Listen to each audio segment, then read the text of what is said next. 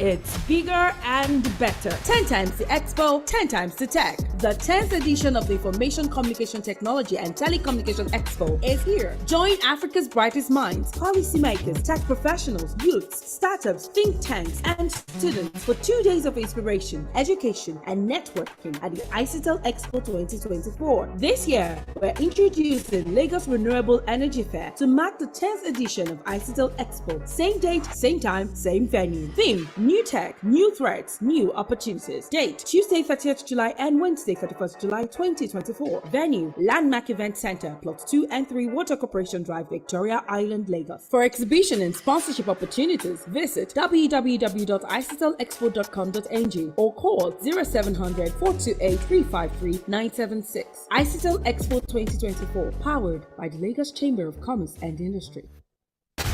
It's bigger and better. 10 times the expo, 10 times the tech. The 10th edition of the Information Communication Technology and Telecommunication Expo is here. Join Africa's brightest minds, policymakers, tech professionals, youths, startups, think tanks, and students for 2 days of inspiration, education, and networking at the ICITEL Expo 2024. This year, we're introducing Lagos Renewable Energy Fair to mark the 10th edition of ICITEL Expo. Same date, same time, same venue. Theme: New tech, new threats, new opportunities. Date: Tuesday 30th July and Wednesday 31st July 2024. Venue: Landmark Event Center, Plots 2 and 3, Water Corporation Drive, Victoria Island, Lagos. For exhibition and sponsorship opportunities, visit www.icitelexpo.com.ng or call 0700 428 353 976. ICITEL Expo 2024, powered by the Lagos Chamber of Commerce and Industry. It's bigger and better. 10 times the expo, 10 times the tech. The 10th edition of the Information Communication Technology and Telecommunication Expo is here. Join Africa's brightest minds, policymakers, tech professionals, youths, startups, think tanks, and students for 2 days of inspiration, education, and networking at the ICITEL Expo 2024. This year, we're introducing Lagos Renewable Energy Fair to mark the 10th edition of ICITEL Expo. Same date, same time, same venue. Theme: New tech, new threats, new opportunities. Date: Tuesday 30th July and Wednesday 31st July 2024. Venue: Landmark Event Center, Plots 2 and 3, Water Corporation Drive, Victoria Island, Lagos. For exhibition and sponsorship opportunities, visit www.icitelexpo.com.ng or call 0700 428 353 976. ICITEL Expo 2024, powered by the Lagos Chamber of Commerce and Industry. It's bigger and better. 10 times the expo, 10 times the tech. The 10th edition of the Information Communication Technology and Telecommunication Expo is here. Join Africa's brightest minds, policymakers, tech professionals, youths, startups, think tanks, and students for 2 days of inspiration, education, and networking at the ICITEL Expo 2024. This year, we're introducing Lagos Renewable Energy Fair to mark the 10th edition of ICITEL Expo. Same date, same time, same venue. Theme: New tech, new threats, new opportunities. Date: Tuesday 30th July and Wednesday 31st July 2024. Venue: Landmark Event Center, Plots 2 and 3, Water Corporation Drive, Victoria Island, Lagos. For exhibition and sponsorship opportunities, visit www.icitelexpo.com.ng or call 0700 428 353 976. ICITEL Expo 2024, powered by the Lagos Chamber of Commerce and Industry. It's bigger and better. 10 times the expo, 10 times the tech. The 10th edition of the Information Communication Technology and Telecommunication Expo is here. Join Africa's brightest minds, policymakers, tech professionals, youths, startups, think tanks, and students for 2 days of inspiration, education, and networking at the ICITEL Expo 2024. This year, we're introducing Lagos Renewable Energy Fair to mark the 10th edition of ICITEL Expo. Same date, same time, same venue. Theme: New tech, new threats, new opportunities. Date: Tuesday 30th July and Wednesday 31st July 2024. Venue: Landmark Event Center, Plots 2 and 3, Water Corporation Drive, Victoria Island, Lagos. For exhibition and sponsorship opportunities, visit www.icitelexpo.com.ng or call 0700 428 353 976. ICITEL Expo 2024, powered by the Lagos Chamber of Commerce and Industry. It's bigger and better. 10 times the Expo, 10 times the tech. The 10th edition of the Information Communication Technology and Telecommunication Expo is here. Join Africa's brightest minds, policymakers, tech professionals, youths, startups, think tanks, and students for 2 days of inspiration, education, and networking at the ICITEL Expo 2024. This year, we're introducing Lagos Renewable Energy Fair to mark the 10th edition of ICITEL Expo. Same date, same time, same venue. Theme: New Tech, New Threats, New Opportunities. Date: Tuesday 30th July and Wednesday 31st July 2024. Venue: Landmark Event Center, Plots 2 and 3, Water Corporation Drive, Victoria Island, Lagos. For exhibition and sponsorship opportunities, visit www.icitelexpo.com.ng or call 0700 428 353 976. ICITEL Expo 2024, powered by the Lagos Chamber of Commerce and Industry.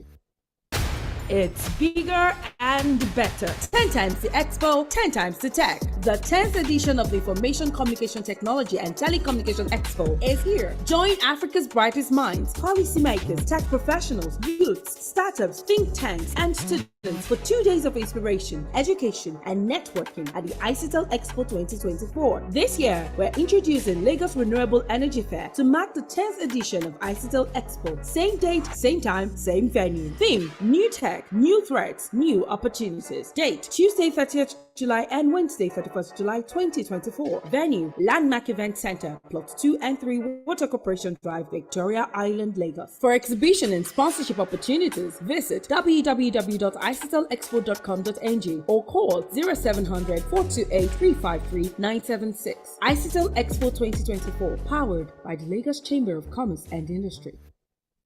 It's bigger and better. 10 times the Expo, 10 times the tech. The 10th edition of the Information Communication Technology and Telecommunication Expo is here. Join Africa's brightest minds, policymakers, tech professionals, youths, startups, think tanks, and students for 2 days of inspiration, education, and networking at the ICITEL Expo 2024. This year, we're introducing Lagos Renewable Energy Fair to mark the 10th edition of ICITEL Expo. Same date, same time, same venue. Theme: New Tech, New Threats, New Opportunities. Date: Tuesday 30th July and Wednesday 31st July 2024. Venue: Landmark Event Center, Plots 2 and 3, Water Corporation Drive, Victoria Island, Lagos. For exhibition and sponsorship opportunities, visit www.icitelexpo.com.ng or call 0700 428 353 976. ICITEL Expo 2024, powered by the Lagos Chamber of Commerce and Industry. It's bigger and better. 10 times the Expo, 10 times the tech. The 10th edition of the Information Communication Technology and Telecommunication Expo is here. Join Africa's brightest minds, policymakers, tech professionals, youths, startups, think tanks, and students for 2 days of inspiration, education, and networking at the ICITEL Expo 2024. This year, we're introducing Lagos Renewable Energy Fair to mark the 10th edition of ICITEL Expo. Same date, same time, same venue. Theme: New Tech, New Threats, New Opportunities. Date: Tuesday 30th July and Wednesday 31st July 2024. Venue: Landmark Event Center, Plots 2 and 3, Water Corporation Drive, Victoria Island, Lagos. For exhibition and sponsorship opportunities, visit www.icitelexpo.com.ng or call 0700 428 353 976. ICITEL Expo 2024, powered by the Lagos Chamber of Commerce and Industry. It's bigger and better. 10 times the Expo, 10 times the tech. The 10th edition of the Information Communication Technology and Telecommunication Expo is here. Join Africa's brightest minds, policymakers, tech professionals, youths, startups, think tanks, and students for 2 days of inspiration, education, and networking at the ICITEL Expo 2024. This year, we're introducing Lagos Renewable Energy Fair to mark the 10th edition of ICITEL Expo. Same date, same time, same venue. Theme: New Tech, New Threats, New Opportunities. Date: Tuesday 30th July and Wednesday 31st July 2024. Venue: Landmark Event Center, Plots 2 and 3, Water Corporation Drive, Victoria Island, Lagos. For exhibition and sponsorship opportunities, visit www.icitelexpo.com.ng or call 0700 428 353 976. ICITEL Expo 2024, powered by the Lagos Chamber of Commerce and Industry. It's bigger and better. 10 times the expo, 10 times the tech. The 10th edition of the Information Communication Technology and Telecommunication Expo is here. Join Africa's brightest minds, policymakers, tech professionals, youths, startups, think tanks, and students for 2 days of inspiration, education, and networking at the ICITEL Expo 2024. This year, we're introducing Lagos Renewable Energy Fair to mark the 10th edition of ICITEL Expo. Same date, same time, same venue. Theme: New Tech, New Threats, New Opportunities. Date: Tuesday 30th July and Wednesday 31st July 2024. Venue: Landmark Event Center, Plots 2 and 3, Water Corporation Drive, Victoria Island, Lagos. For exhibition and sponsorship opportunities, visit www.icitelexpo.com.ng or call 0700 428 353 976. ICITEL Expo 2024, powered by the Lagos Chamber of Commerce and Industry.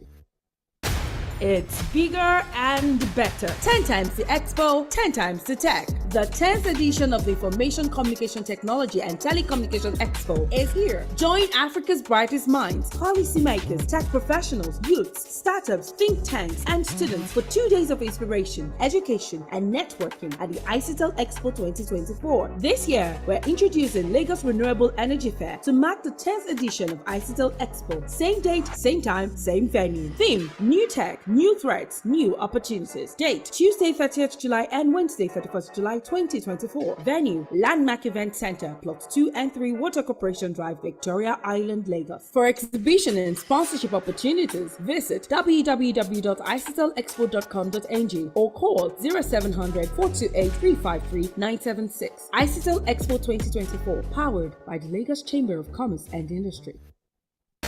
It's bigger and better. 10 times the expo, 10 times the tech. The 10th edition of the Information Communication Technology and Telecommunication Expo is here. Join Africa's brightest minds, policymakers, tech professionals, youths, startups, think tanks, and students for 2 days of inspiration, education, and networking at the ICITEL Expo 2024. This year, we're introducing Lagos Renewable Energy Fair to mark the 10th edition of ICITEL Expo. Same date, same time, same venue. Theme: New Tech, New Threats, New Opportunities. Date: Tuesday 30th July and Wednesday 31st July 2024. Venue: Landmark Event Center, Plots 2 and 3, Water Corporation Drive, Victoria Island, Lagos. For exhibition and sponsorship opportunities, visit www.icitelexpo.com.ng or call 0700 428 353 976. ICITEL Expo 2024, powered by the Lagos Chamber of Commerce and Industry.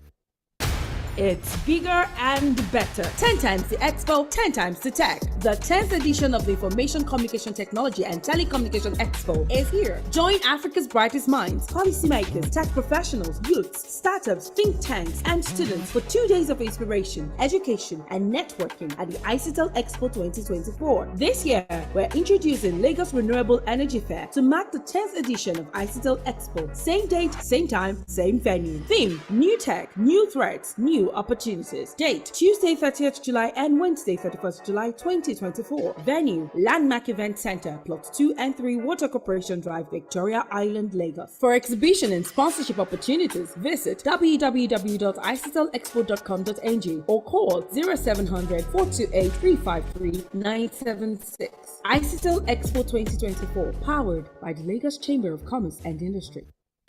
It's bigger and better. 10 times the expo, 10 times the tech. The 10th edition of the Information Communication Technology and Telecommunication Expo is here. Join Africa's brightest minds, policymakers, tech professionals, youths, startups, think tanks, and students for 2 days of inspiration, education, and networking at the ICITEL Expo 2024. This year, we're introducing Lagos Renewable Energy Fair to mark the 10th edition of ICITEL Expo. Same date, same time, same venue. Theme: New Tech, New Threats, New Opportunities. Date: Tuesday 30th July and Wednesday 31st July 2024. Venue: Landmark Event Center, Plots 2 and 3, Water Corporation Drive, Victoria Island, Lagos. For exhibition and sponsorship opportunities, visit www.icitelexpo.com.ng or call 0700 428 353 976. ICITEL Expo 2024, powered by the Lagos Chamber of Commerce and Industry. It's bigger and better. 10 times the expo, 10 times the tech. The 10th edition of the Information Communication Technology and Telecommunication Expo is here. Join Africa's brightest minds, policymakers, tech professionals, youths, startups, think tanks, and students for 2 days of inspiration, education, and networking at the ICITEL Expo 2024. This year, we're introducing Lagos Renewable Energy Fair to mark the 10th edition of ICITEL Expo. Same date, same time, same venue. Theme: New Tech, New Threats, New Opportunities. Date: Tuesday 30th July and Wednesday 31st July 2024. Venue: Landmark Event Center, Plot 2 and 3, Water Corporation Drive, Victoria Island, Lagos. For exhibition and sponsorship opportunities, visit www.icitelexpo.com.ng or call 0700 428 353 976. ICITEL Expo 2024, powered by the Lagos Chamber of Commerce and Industry. It's bigger and better. 10 times the expo, 10 times the tech. The 10th edition of the Information Communication Technology and Telecommunication Expo is here. Join Africa's brightest minds, policymakers, tech professionals, youths, startups, think tanks, and students for 2 days of inspiration, education, and networking at the ICITEL Expo 2024. This year, we're introducing Lagos Renewable Energy Fair to mark the 10th edition of ICITEL Expo. Same date, same time, same venue. Theme: New Tech, New Threats, New Opportunities. Date: Tuesday 30th July and Wednesday 31st July 2024. Venue: Landmark Event Center, Plot 2 and 3, Water Corporation Drive, Victoria Island, Lagos. For exhibition and sponsorship opportunities, visit www.icitelexpo.com.ng or call 0700 428 353 976. ICITEL Expo 2024, powered by the Lagos Chamber of Commerce and Industry. It's bigger and better. 10 times the expo, 10 times the tech. The 10th edition of the Information Communication Technology and Telecommunication Expo is here. Join Africa's brightest minds, policymakers, tech professionals, youths, startups, think tanks, and students for 2 days of inspiration, education, and networking at the ICITEL Expo 2024. This year, we're introducing Lagos Renewable Energy Fair to mark the 10th edition of ICITEL Expo. Same date, same time, same venue. Theme: New Tech, New Threats, New Opportunities. Date: Tuesday 30th July and Wednesday 31st July 2024. Venue: Landmark Event Center, Plot 2 and 3, Water Corporation Drive, Victoria Island, Lagos. For exhibition and sponsorship opportunities, visit www.icitelexpo.com.ng or call 0700 428 353 976. ICITEL Expo 2024, powered by the Lagos Chamber of Commerce and Industry.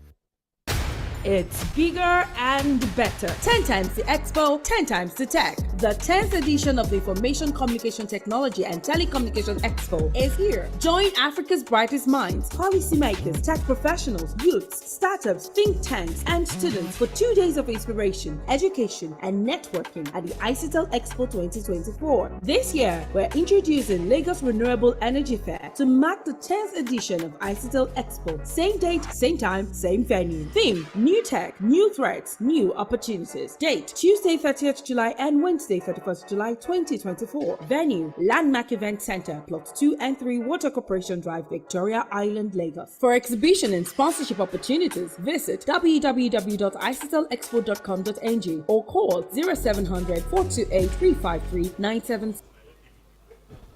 Thank you so much, ladies and gentlemen. I'd like to especially welcome us to this all-important event today. We'd like to start right away as we have the first citizen of the chamber in our midst already. We like to begin with a national anthem, but just before we do that, I'd like us to please occupy the seat ahead of us. If you feel that there is a space right in your front, please let's occupy. Except the president's seat, let's please maximize the all for our camera purposes so that we can have other people join us and sit behind as they arrive. All right, we'd like to start once again by having our national anthem. Please let's be upstanding as we have the national anthem to begin.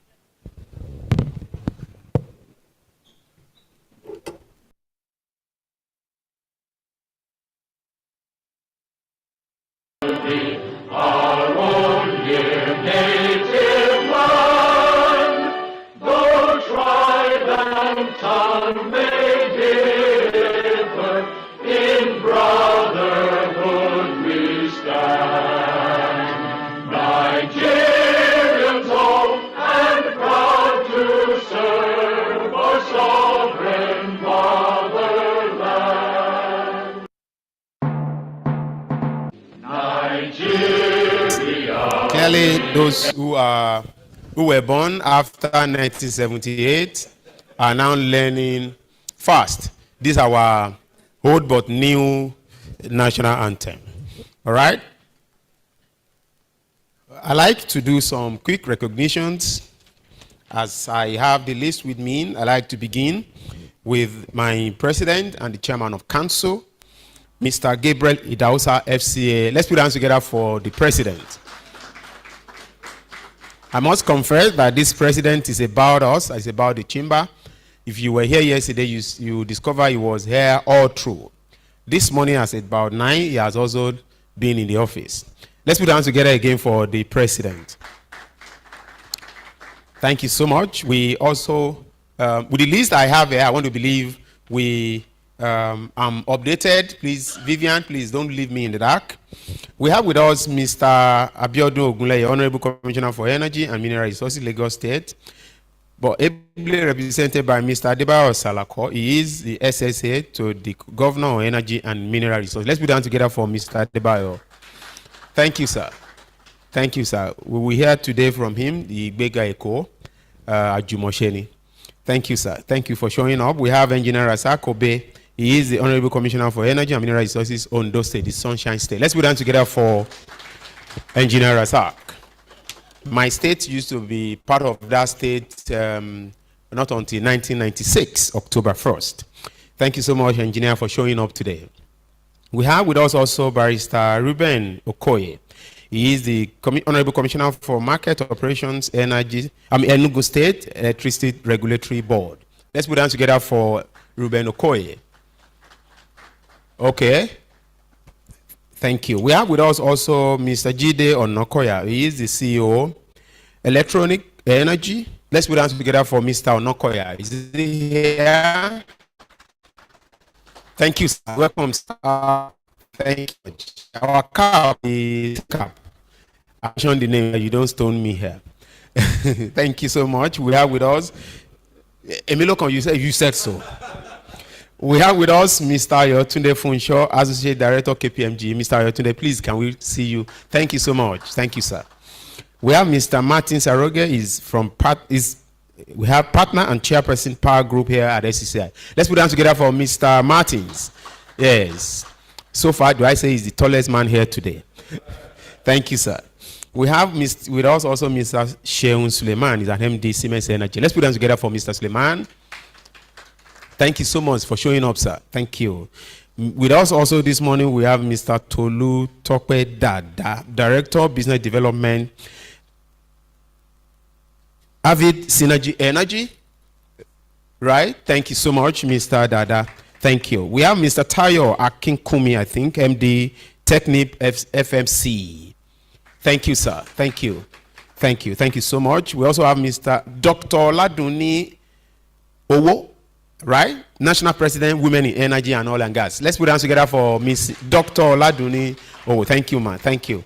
When you even say, you see the bag that vomits money for us in Nigeria, she's holding it. NNPC. Thank you so much for representing that company well, right? We'd like to proceed right now by going to what is next. We have our chair, Mr. Martin Saroge, is going to give us a welcome address. Let's put our hands together for the chairman of power sector here at SCCI, Mr. Martins.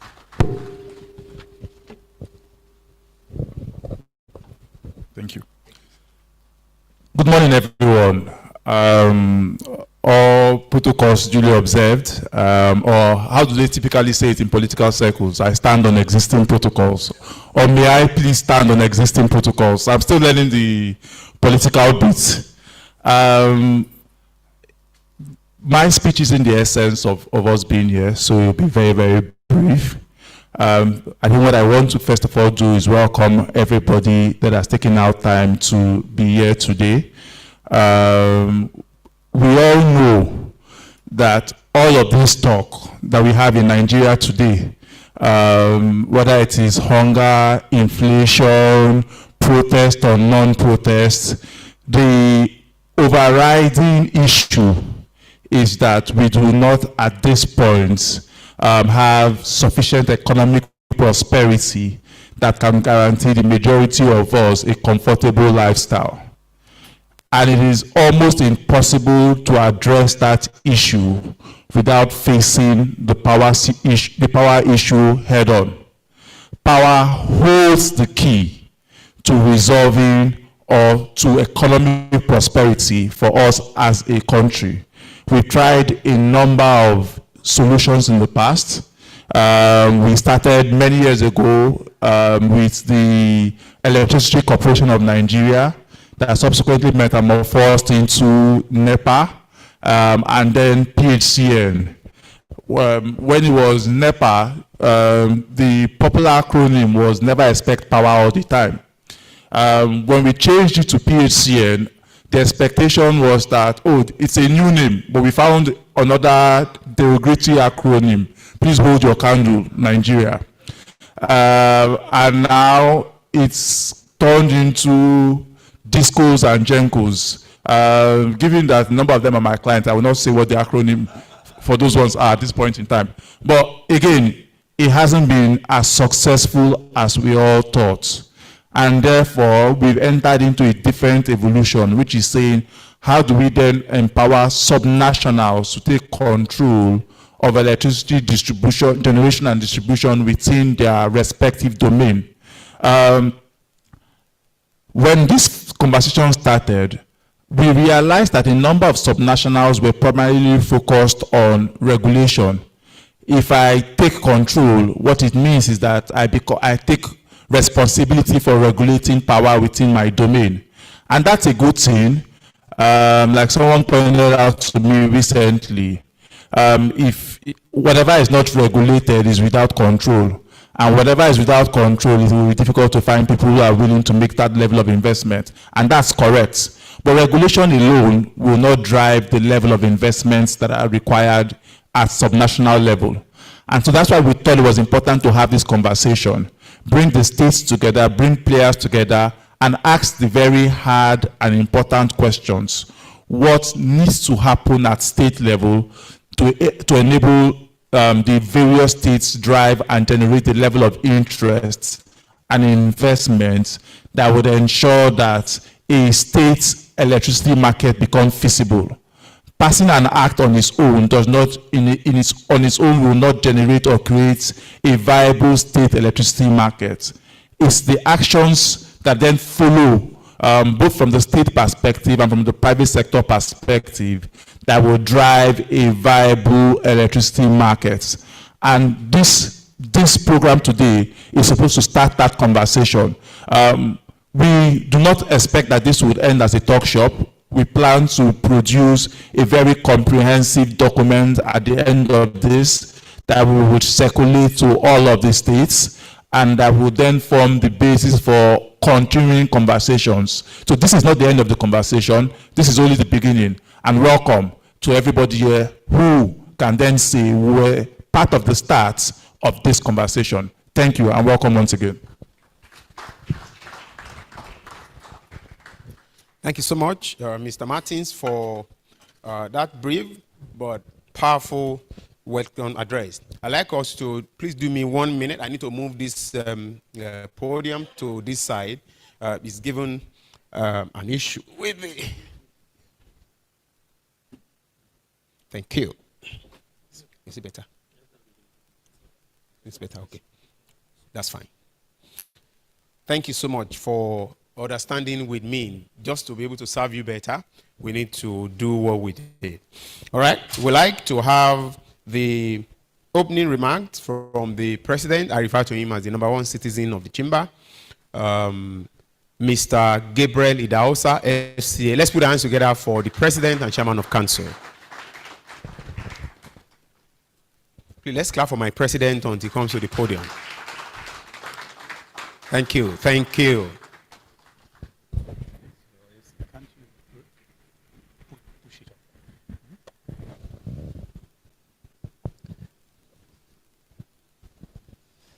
Good morning. Good morning, ladies and gentlemen. I came into the hall and met two gentlemen at the table, the Honorable Commissioner for Energy in Lagos, represented by Mr. Biodun Ogunleye, right? And the Honorable Commissioner himself for Ondo State. And it's very instructive that we have two of them in the room. And we also have the representative of the Commissioner for Energy in the room. And it speaks to why we are here, and I'm so happy that the Honorable Commissioner from Ondo State is here with us. A couple of states have already signed on their law. I think Ondo State is one of them, right? Ekiti, Enugu, and I was just asking the Honorable Commissioner for Lagos. I expected Lagos to be the first, but we hope to get it very soon. The essence of this event is essentially to reset the energy markets in this country. Like a lot of things in Nigeria, we are not the first. We're not the first to have mobile phones in Africa. Actually, Cote d'Ivoire got mobile phones when I went to Cote d'Ivoire about 5 years before Nigeria got a mobile phone. It was a novelty. I was seeing people with mobile phone. I was saying, how come Nigeria doesn't have this thing? So it's not bad that sometimes that we don't get it right very early. But I think it's very important that we are where we are now, that at the end of the day as a country, we now realize that you really need to take critical matters like this, like energy, like railways, like policing, to the states. Because it's the states that have the gravitas to put what you need to do to get these things done. You cannot stay in Abuja and want to generate power for somebody in Ikorodu and expect that somehow you are going to get it right. There's no country in the world that got it right that way. We talk about China. A lot of you in the power industry know the power structure in China. There are lots and lots of small energy generating facilities across the country. Then you have these massive ones, they are equivalent of our Kenjis and so on, which are standby. They are not the primary source of power that most operators in an economy use. So it's a great opportunity to have this event. I had hoped that the one for Lagos was signed before this event. I was talking to our chairman of the power group. I'm sure Martin, I've asked you many times, has the Lagos one been signed? Has the Lagos one been signed? Because we actually wanted to have this around the Lagos one being signed. We wanted to have what we are planning to look like a Lagos Universal Power Access Network. It will be a network of players and interests and stakeholders in power in Lagos State with a very simple, direct objective on interrupted, high-quality power to every resident in Lagos State. So we had that idea that we wanted to promote once the Lagos State electricity power policy is already in place, and we have the layering on it of the Lagos State electricity law. So, Honorable Commissioner, that's our message back to your principal and the governor of Lagos State. When we met the deputy governor about 3 months ago, we said that as much. For us at LCI, our number one policy engagement matter in the near term is uninterrupted power in Lagos State. Once you get that right, a lot of other things in Lagos will just fall in place. And when you get Lagos right, you get Nigeria right, you get Africa right. And so it's extremely important that we in LCI get that message very clear to Lagos State. We're on board with you. What we plan to do when the electricity power is done is to get all the 26 sectorial groups in the Lagos Chamber of Commerce and say within Lagos Chamber of Commerce, let us have a network of players in the industry. What can everyone do to ensure that we fast track this process of moving Lagos to universal power access. If that does not happen, again, as we have told a lot of policy makers and international policy makers, AFCFT, everybody, that when we make these laws, whether it's the electricity power law that we are trying to make now, it is a government document. It's signed by the governor. But it's the gentlemen and ladies in this room who run businesses in the entire power value chain that will translate that document into universal power access in Lagos. And one of the things we are planning to do in LCCI is that once that document comes out, we are going to have that event, maybe more quiet or more public, but we really think that we have, in this time in our history, a unique opportunity to get the power equation right and have just the way we more or less have done with telecom. Now, for about 5 years, the International Telecom Union celebrated Nigeria as the fastest growing telecom industry in the world. And today we probably can brag about it. We should be able to brag about universal high quality power to everybody in Nigeria. We have the capacity to do it in terms of the manpower. And in this city of Lagos, we have said to a lot of people, investors, that even if you want to invest in power in Lagos, there's a very strong financial industry in Lagos that can partner with you. So it's not really a matter of insufficient financing at a basic level, at a base level, but the necessary regulatory infrastructure, which is being completed now, once we have Lagos to join the other states that have signed the law. And then as our chairman, Martin Aroge said, it is then translating that policy into action. And we are the one, we in the business community are the one that will do that translation. We are the one who take the policy, run with it, and begin to connect all the dots. Whether it is financing, whether it is training, whether it's just letting people understand how you can actually play your part. In our conversations, we said even local governments, probably don't realize how much they can do in just making space for people to put solar panels and provide energy for, we are now going to electricity vehicles. You need to have a lot of charging points.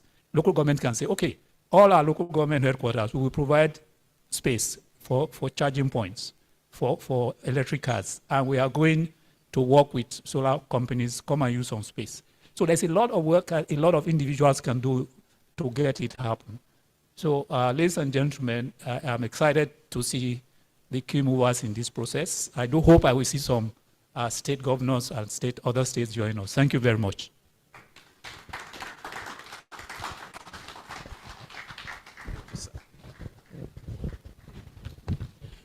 Thank you so much, Mr. President, for that opening remark from you, sir. Thank you, sir.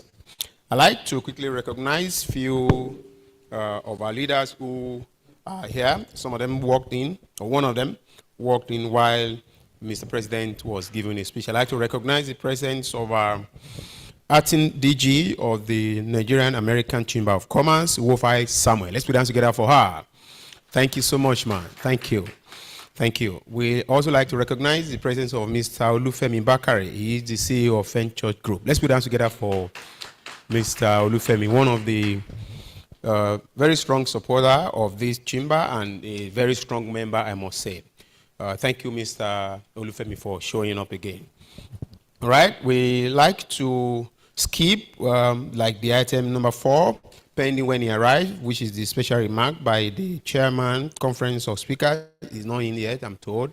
So we'll move to what is next, which is having the representative of the Commissioner of Lagos, Commissioner of Energy, Lagos State, ably represented by our brother Adebayo Salako, the SSA to the Governor on Energy, to give us his keynote address. Let's put hands together for the representative of the Honorable Commissioner. Let's clap for the Commissioner, please. Thank you, sir. Thank you.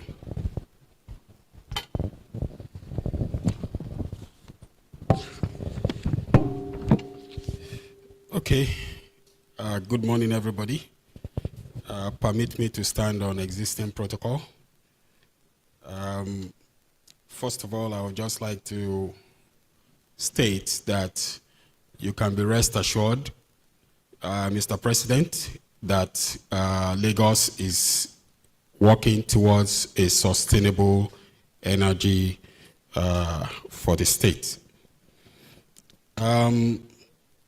Distinguished guests, members of the Lagos Chambers of Commerce and Industry, esteemed colleagues and friends, I am honored to be here today to discuss a topic of paramount importance to the growth and development of our beloved state.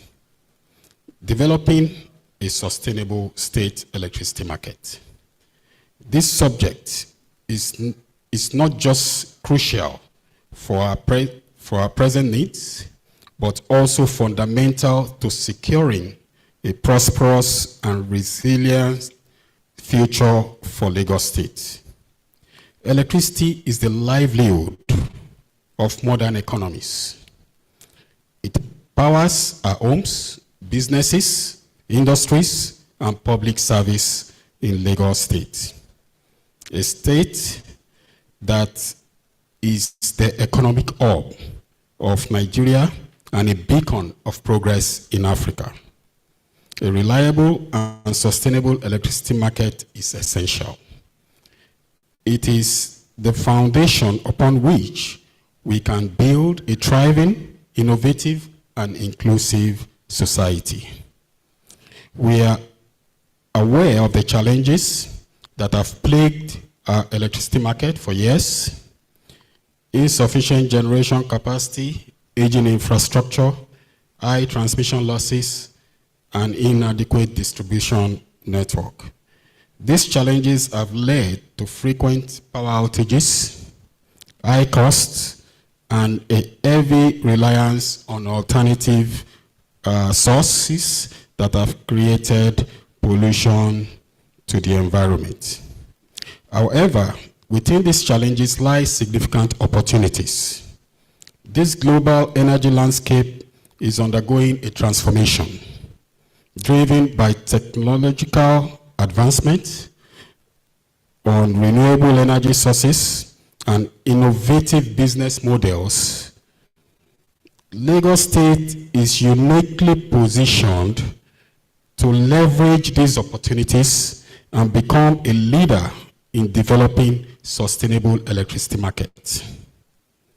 We are committed to increasing our electricity generation capacity through a mix of traditional gas-fired plants and renewable energy sources.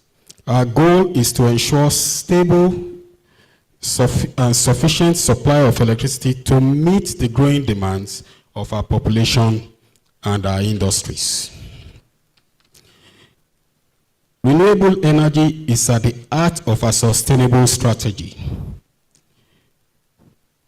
We are working towards having solar, wind, biomass projects across the state. These initiatives will not only reduce our carbon footprints, but also create jobs and stimulate economic growth in the local communities. Upgrading our transmission and distribution infrastructure is critical. We are implementing smart grid technologies to improve efficiency, reduce losses, and enhance reliability.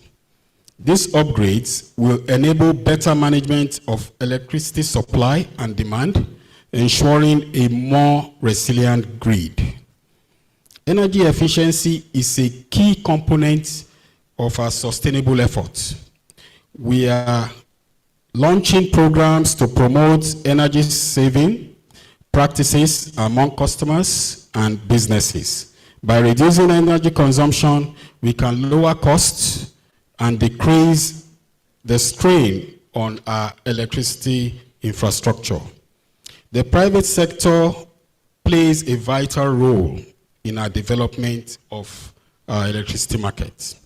We are creating an enabling environment for private investment in generation, transmission, and distribution. Public-private partnership will be crucial in driving innovation and expanding an electricity infrastructure. Innovation is the engine of progress. We are establishing research centers and innovation hubs to explore new technologies and business models in the energy sector. These centers will collaborate with universities, startups, and industry leaders to develop cutting-edge solutions for our electricity markets. I am pleased to inform you that the Lagos Electricity Bill is currently at the State House of Assembly. It has successfully gone through the first reading, second reading, and a public hearing. The bill is set to undergo a third reading soon, which will incorporate the valuable feedback and thoughts of stakeholders gathered during the recently held public hearing. This bill is a cornerstone of our efforts to create a sustainable and efficient electricity market, addressing key issues and laying down a framework for future growth. The administration of Mr. Governor Babajide Sanwo-Olu is bullish in its plans in making Lagos a 24/7 powered economy as captured in the Thames agenda. Plans are in motion to build 5 energy hubs across the states and over the next 2 years achieve a 1 gigawatt renewable energy and 2 gigawatts of fossil fuel generation capacity. We have developed a comprehensive electricity policy that outlines our visions, goals, and strategies for a sustainable electricity market. This policy will guide our actions and ensure a coordinated approach to achieving our objectives. Engaging our communities is essential for the success of our initiatives. We are conducting awareness campaigns and stakeholder consultations to ensure that our plans reflect the needs and aspirations of our people. Inclusivity and transparency are central of our approach.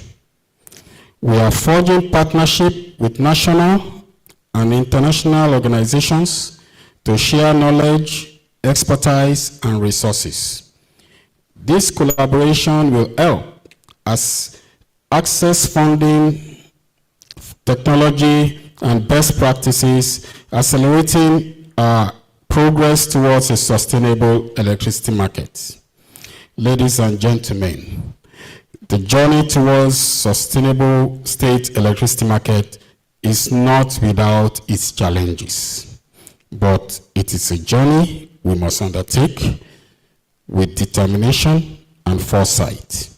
Lagos State has the potential to become a model for sustainable development in Africa and beyond.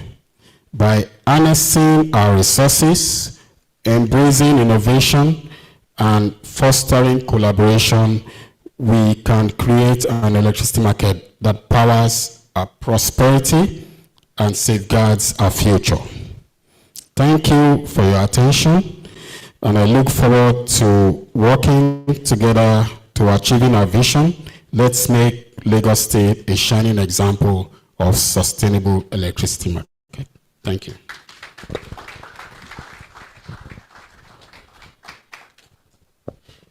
Let's put hands together again for the representative of the commissioner for a well-delivered address. You agree with me that Lagos leads while other states follow. The commissioner has reiterated that in his comment. Okay, somebody said including my state. Well, this is where I am. This is where I live. This is where I do business, and I must take joy in the prosperity of where I reside. Even though my home state is doing well, in the hand of the most active governor in Nigeria, very focused, the most focused governor in Nigeria. I'm talking of the professors producing state. Thank you so much for clapping for Ekiti State. All right, thank you so much for having that. Now, we want to move fast into, there are 2 panel sessions here today. We will go into the first one. Just after that first one, we will do a tea break so that we can re-energize, reinvigorate our inner beings. Then we go for the second panel session, then we'll be doing winding down today. So I'd like to ask for our moderator step forward, Mr. Ayotunde Funsho, an associate director with KPMG. Let's put them together for Mr. Ayotunde Funsho as he comes to take his seat. You are the first, so you'll be on that first one where you moderate. We have first, as part of our panelists, we have Mr. Tolu Tokpe Dada, Director, Business Development, Heaven Hill Synergy Limited. Let's put them together for Mr. Tolu Tokpe Dada. We're not clapping for Mr. Tolu Tokpe. Oh. Thank you, sir. Please, thank you. Next, we have Mr. Jide Onokoya, CEO Electron, right? Let's put them together for Mr. Jide. You know, I have one thing in common with Mr. Jide today. Not the color of dress, but the same logo, the same cap of, you know, these people. Thank you so much. All right, so I hand over the microphone to Mr. Funsho to lead us for the next few minutes, 30 minutes, to have this session. Thank you so much, Mr. Funsho, your time.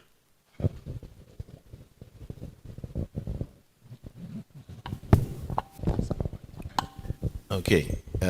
Good morning, everyone, and also permit me to stand on existing protocols.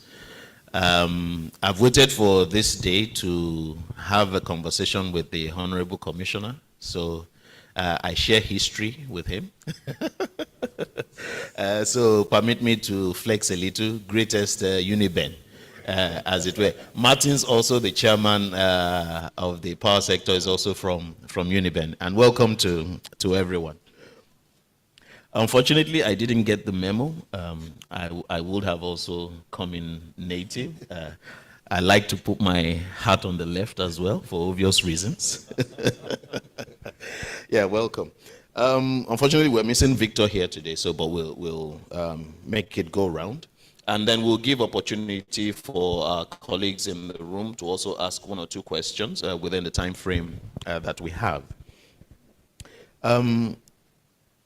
I live in a catchment area covered by Ikeja Electric, and I received a not so exciting news on the 3rd of July that the feeder that provides me with power has just been approved by NERC to move on to Band A.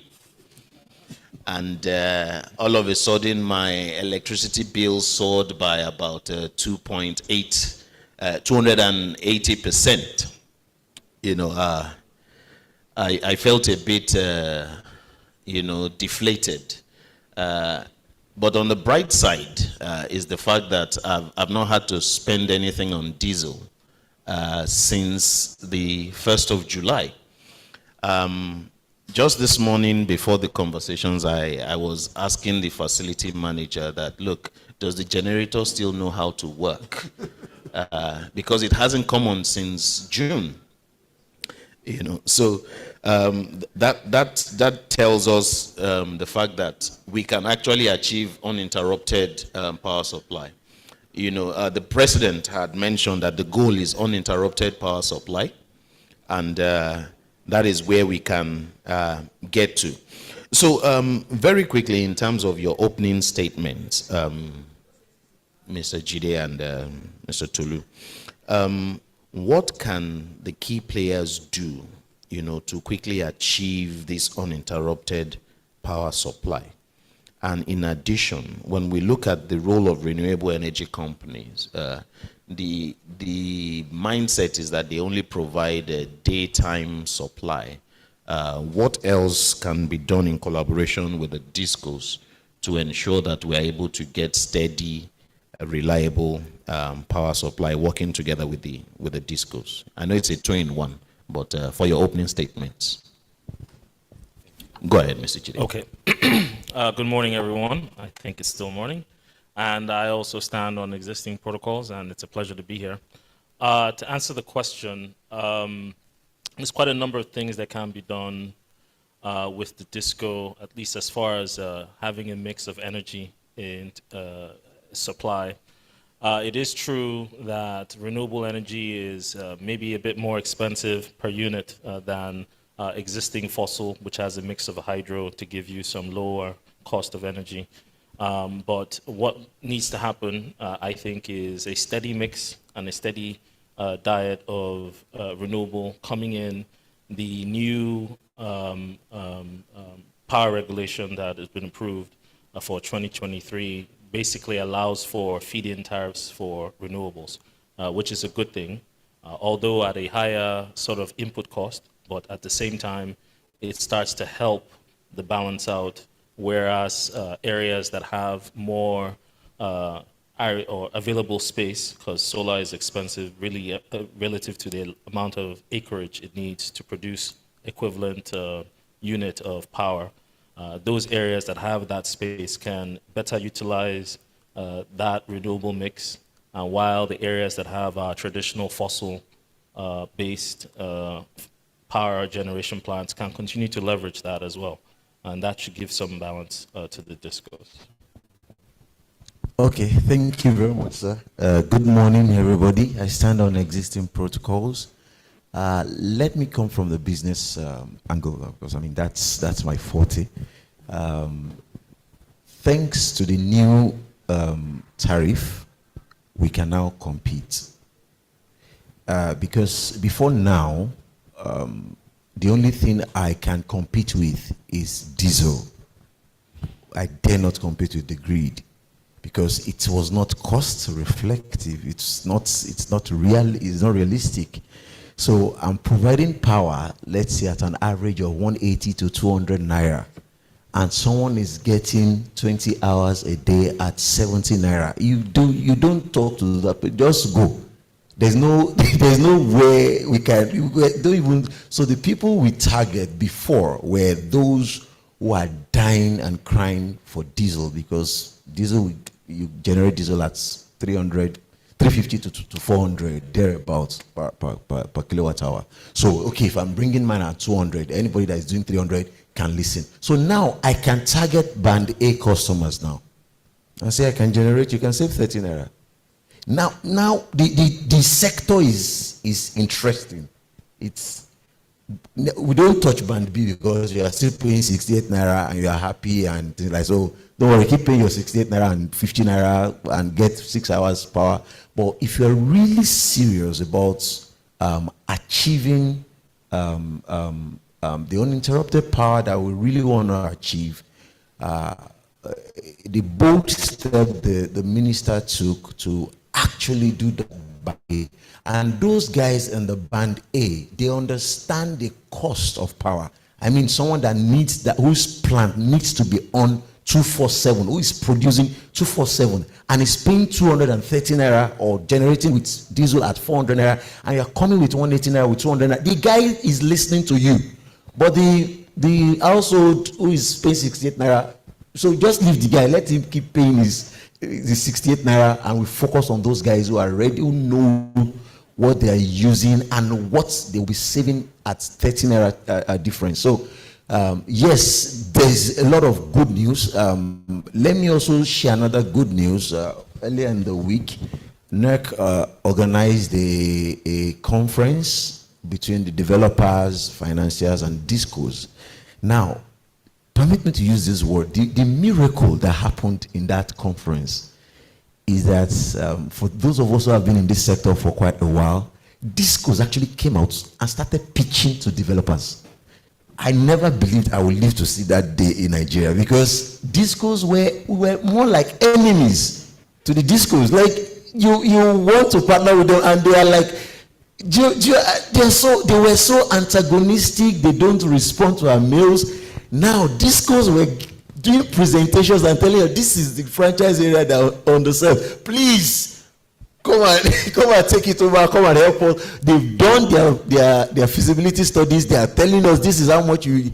So yes, there are loads of good news coming in the sector. Let me pause for now. I will still tell more as we go on. Thank you for that opening statement. And I think it's becoming interesting the way we take decisions now, especially for those of us on band A. I think I can include myself now. And true to it, I mean, what we were competing against initially was diesel.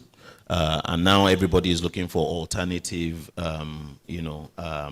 power to compete with band A, as it were.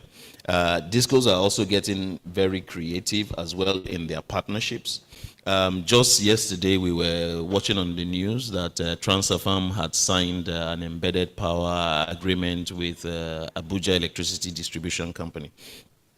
So there's more collaboration in the market. So, I mean, this goes to you, Mr. Jide. As we move to the state electricity market, it becomes more imperative for discos and independent power producers to collaborate. What are the benefits that could come out of this relationship with discos and IPPs? Yeah, that's a good question. More and more, the discos can and will rely on independent power producers on a go-forward basis to help improve the reliability of the network. One of the benefits, I think, immediately is better service. And how can this be done? Currently, Electron Energy, who I'm Chief Operating Officer for, work very closely with EcoDisco to do embedded generation into their distribution network.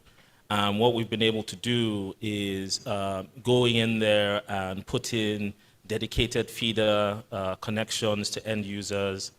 We've been able to put in smart devices on end users to determine the number of availability of power and the uptime, and also helps us engage in the maintenance and the how quickly we're quick to respond to issues and outages.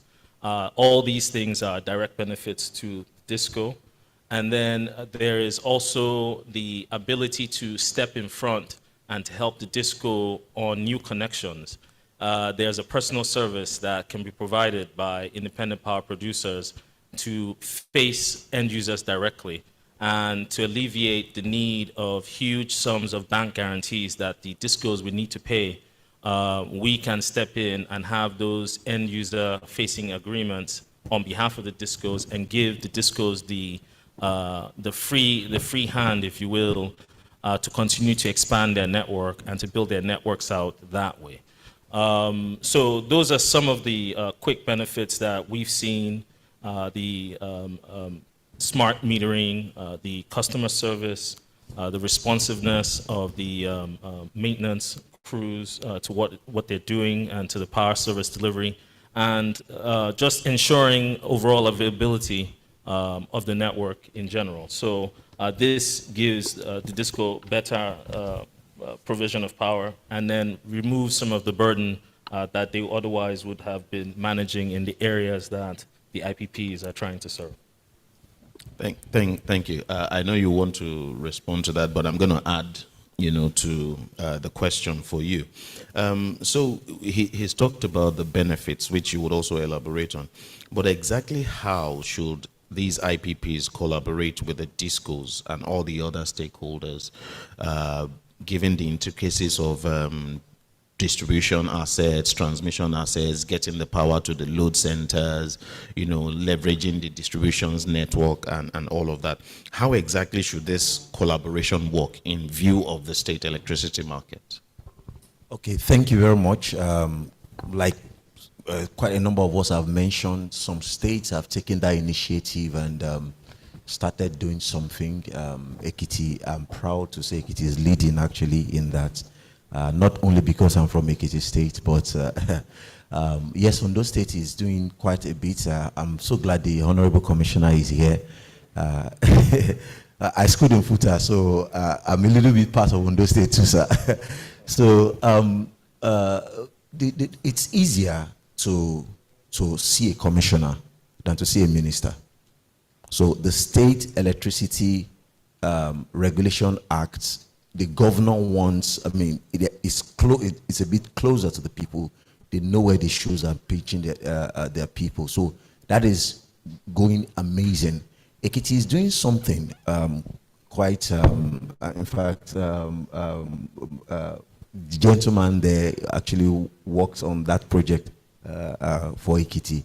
Ekiti is also even trying to build their own grid, a state grid. So that, because I was talking to the commissioner for public utilities, and it was like, they don't really want to have issues of litigation if they take over the assets of the Disco 7, then blah, blah, blah. So it's expensive, it's slower, but I think it's more sustainable. Because we need to understand too, as much as the discos are embracing us now in quotes, the discos will not give you their best feeders. The discos will give you the places that they cannot go to collect money. So as an IPP, most of the times, except for Ikeja, because everywhere in Lagos, Eko, everywhere in Lagos is developed mostly. But the disco we're talking about, Ibadan, that covers to Kwara, to all these places, they're going to give you the most problematic feeders. So now, as a developer, looking at the risk and things like that, so that's also there. As much as the discos are more open-handed and embracing us, we also need to understand that they won't give you, they will throw their problems at you. Then secondly, NERC has kind of tied our destinies or our hands in the hands of the discos, because if they don't agree to sign the tripartite, we can't move forward. There are some tripartites we've been engaging for almost a year. In fact, there was a disco that was pitching at the conference on Monday, and it was saying, we are ready, come and sign with us. I had to raise my hand and say, I have been on your neck for almost a year. You've not signed my contract. So yes, they may come and do these TVs and come for the screen and things like that. But the truth is that some of them are not as creative, as cooperative as they ought to be. So what should the state government do? State government knows that we want power for our people. So aside having domesticating the Electricity Act in their state, they need to form either a board or a regulatory company. Ekiti has done that. There's a company in Ekiti now owned by the state government that regulates. If you're coming as a Genco into Ekiti, you're regulated by that state company or electricity regulatory company. If you're distribution, so it's easier that way. Developers can know that, okay, I'm safe. The laws are supporting me, and then there's a political willpower that is supporting me, even though discos may not be as cooperative as we think they should be. So that's one of the ways I feel that we can move quickly towards getting this power to those who need it, because we know that it's only very few discos that really want these IPPs to let's mince words. I want to jump in, if you don't mind, and really, okay, for very me, quickly. It sounds like I'm supporting the discos, but the discos are doing quite a bit, and I don't agree necessarily that they give you the worst parts of their network. I don't think that is necessarily true. I think what you'll find is even in the best areas, there's a lot of suppressed demand. There's a lot of suppressed demand because there's not enough availability of power. So what you find, or what I've found as a developer, is if you're willing to go into areas and take them over and sort of relieve the disco of the burden of chasing every last customer and provide enough power injection into that area, what you'll find is the AC that you didn't turn on before, you kept it off all the time. Once there's power, you turn it on. And what we found is there's a cascading effect. Once there's power, there's actually a lot more demand that comes online. And if you get those suppressed demand areas are not in rural areas that are not being served. They're actually in areas that are very well connected. So by going in, and I think all, like your fingers, not all discos are the same. But what you'll find is the discos that do have these pockets of suppressed demand are very willing and embracing of developers to come in and help improve the availability, improve the collections, and ultimately improve the quality of power that the end user sees. Thank you. I think what is coming out of this is the fact that no two discos are the same in terms of their peculiarities. There is a problem to be solved, and it ranges from both the provision of uninterrupted power and the collection, as it were. It could be in the urban area, or it could be in the rural area. It could be some of the problematic feeders, as you've said. But what I've also heard from both of you is the fact that there is need for access to government officials, and that's easier at the state level to drive the necessary collaborations. Might be expensive and a longer route to go, but you need to build infrastructure to complement what we have on ground with the distribution companies. The place of a tripartite agreement is important so that everybody is on the same page, and as well as the entity from the states to actually provide the oversight and regulations in order for that collaboration to work. Okay. Coming back to you, Jide, I think I'm going to ask you a two-in-one question. And the first one is really around this state electricity market. What are the business models that should be considered by states and discos they should be open to ensure the success of this state electricity market? And closely tied to that is the second question, which is around the procurement of power. The discos are supposed to do the procurement of power under the current arrangement, but as we move into this electricity market, what are the critical success factors in the procurement of power that will make the SEM a sustainable arrangement? Okay, thank you very much. I think on the first part of your question, you see, I have my own philosophy on how power, we sell power today in Nigeria. And I was saying it earlier that the historical power network, TCN, Kainji Dam, Girigu, Sapele, the whole 9 yards was built on the backs of our taxes, our parents' taxes, the taxes of our forebears. So therefore, it is a national asset, if you will. And because of that, the country also subsidizes its fuel. That's the input gas. We have a domestic supply obligation that goes to these assets. And also the networks that give power ultimately back to us.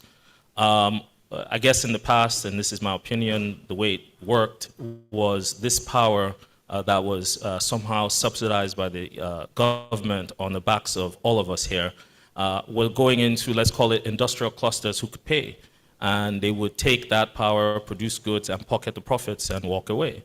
Whereas that power was actually meant for our homes, you and I, which is really the intention. So with the new power regulations the way it is, how can the state be helpful in making sure that the power that is being subsidized for our benefit goes to the right people?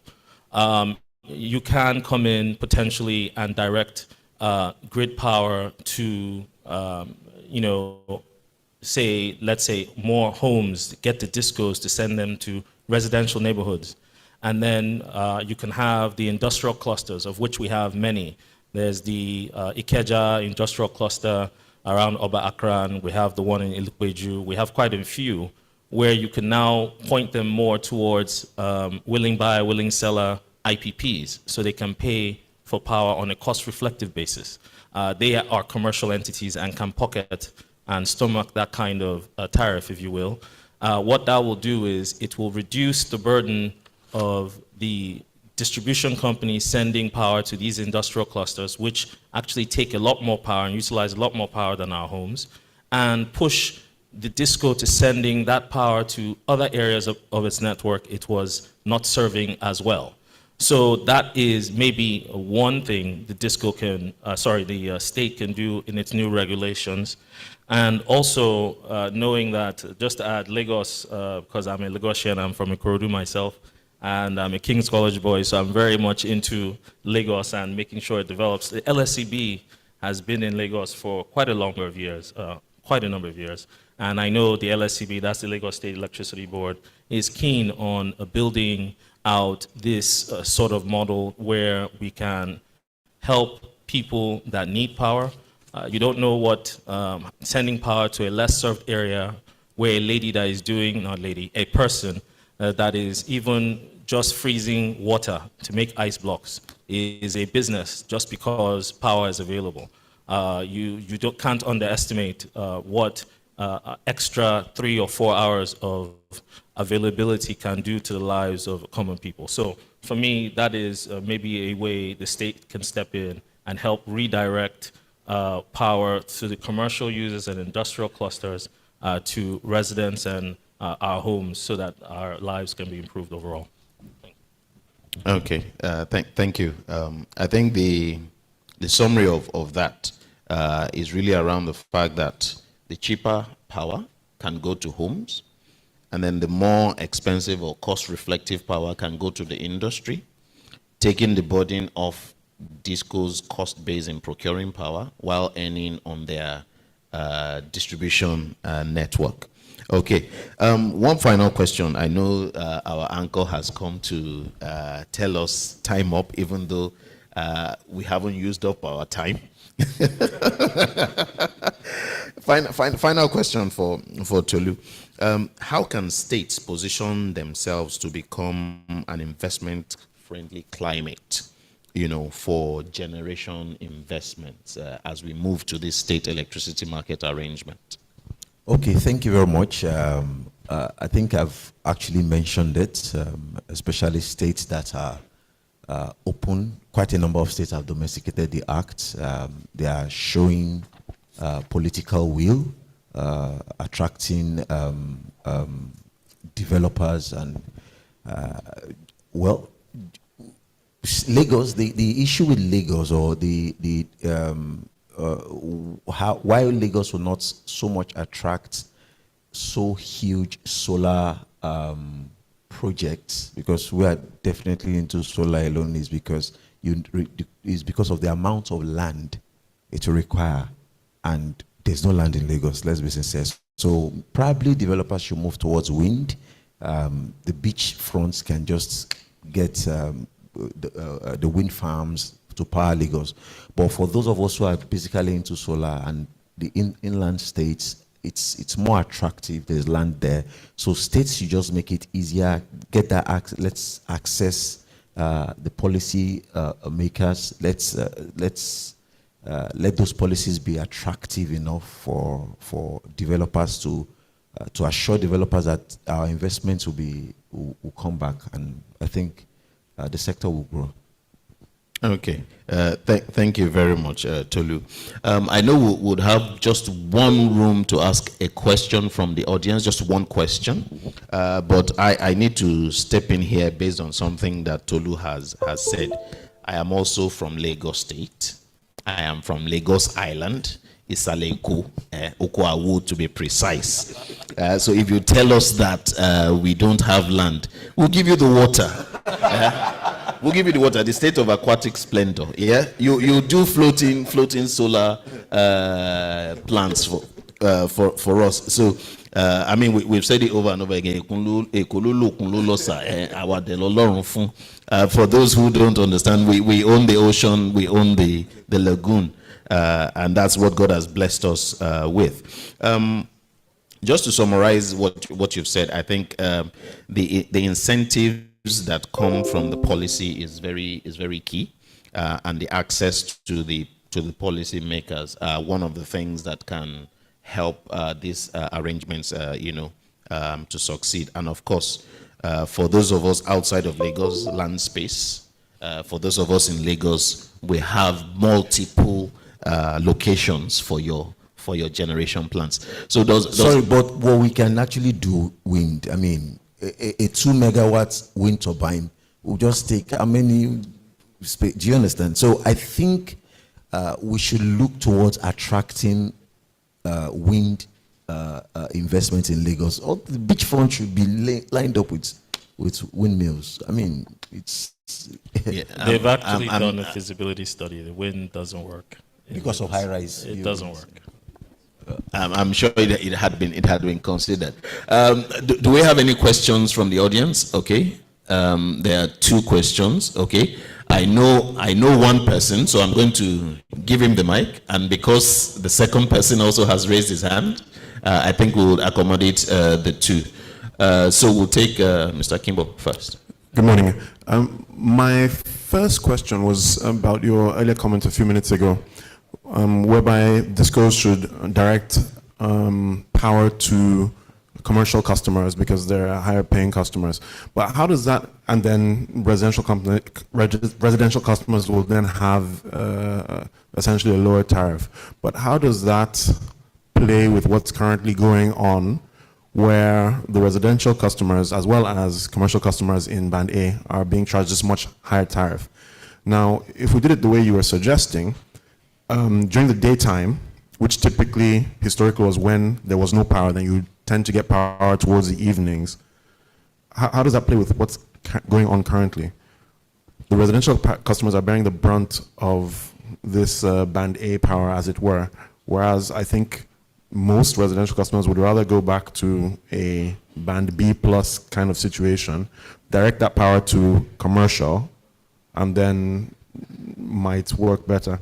Okay, I think you missed the premise a little bit. The question was, if the state would come in, what would the state kind of try to do? And I was saying they could come in to try to direct or help govern what the DISCOs are doing. It's not what, I wasn't saying the DISCOs were necessarily doing that.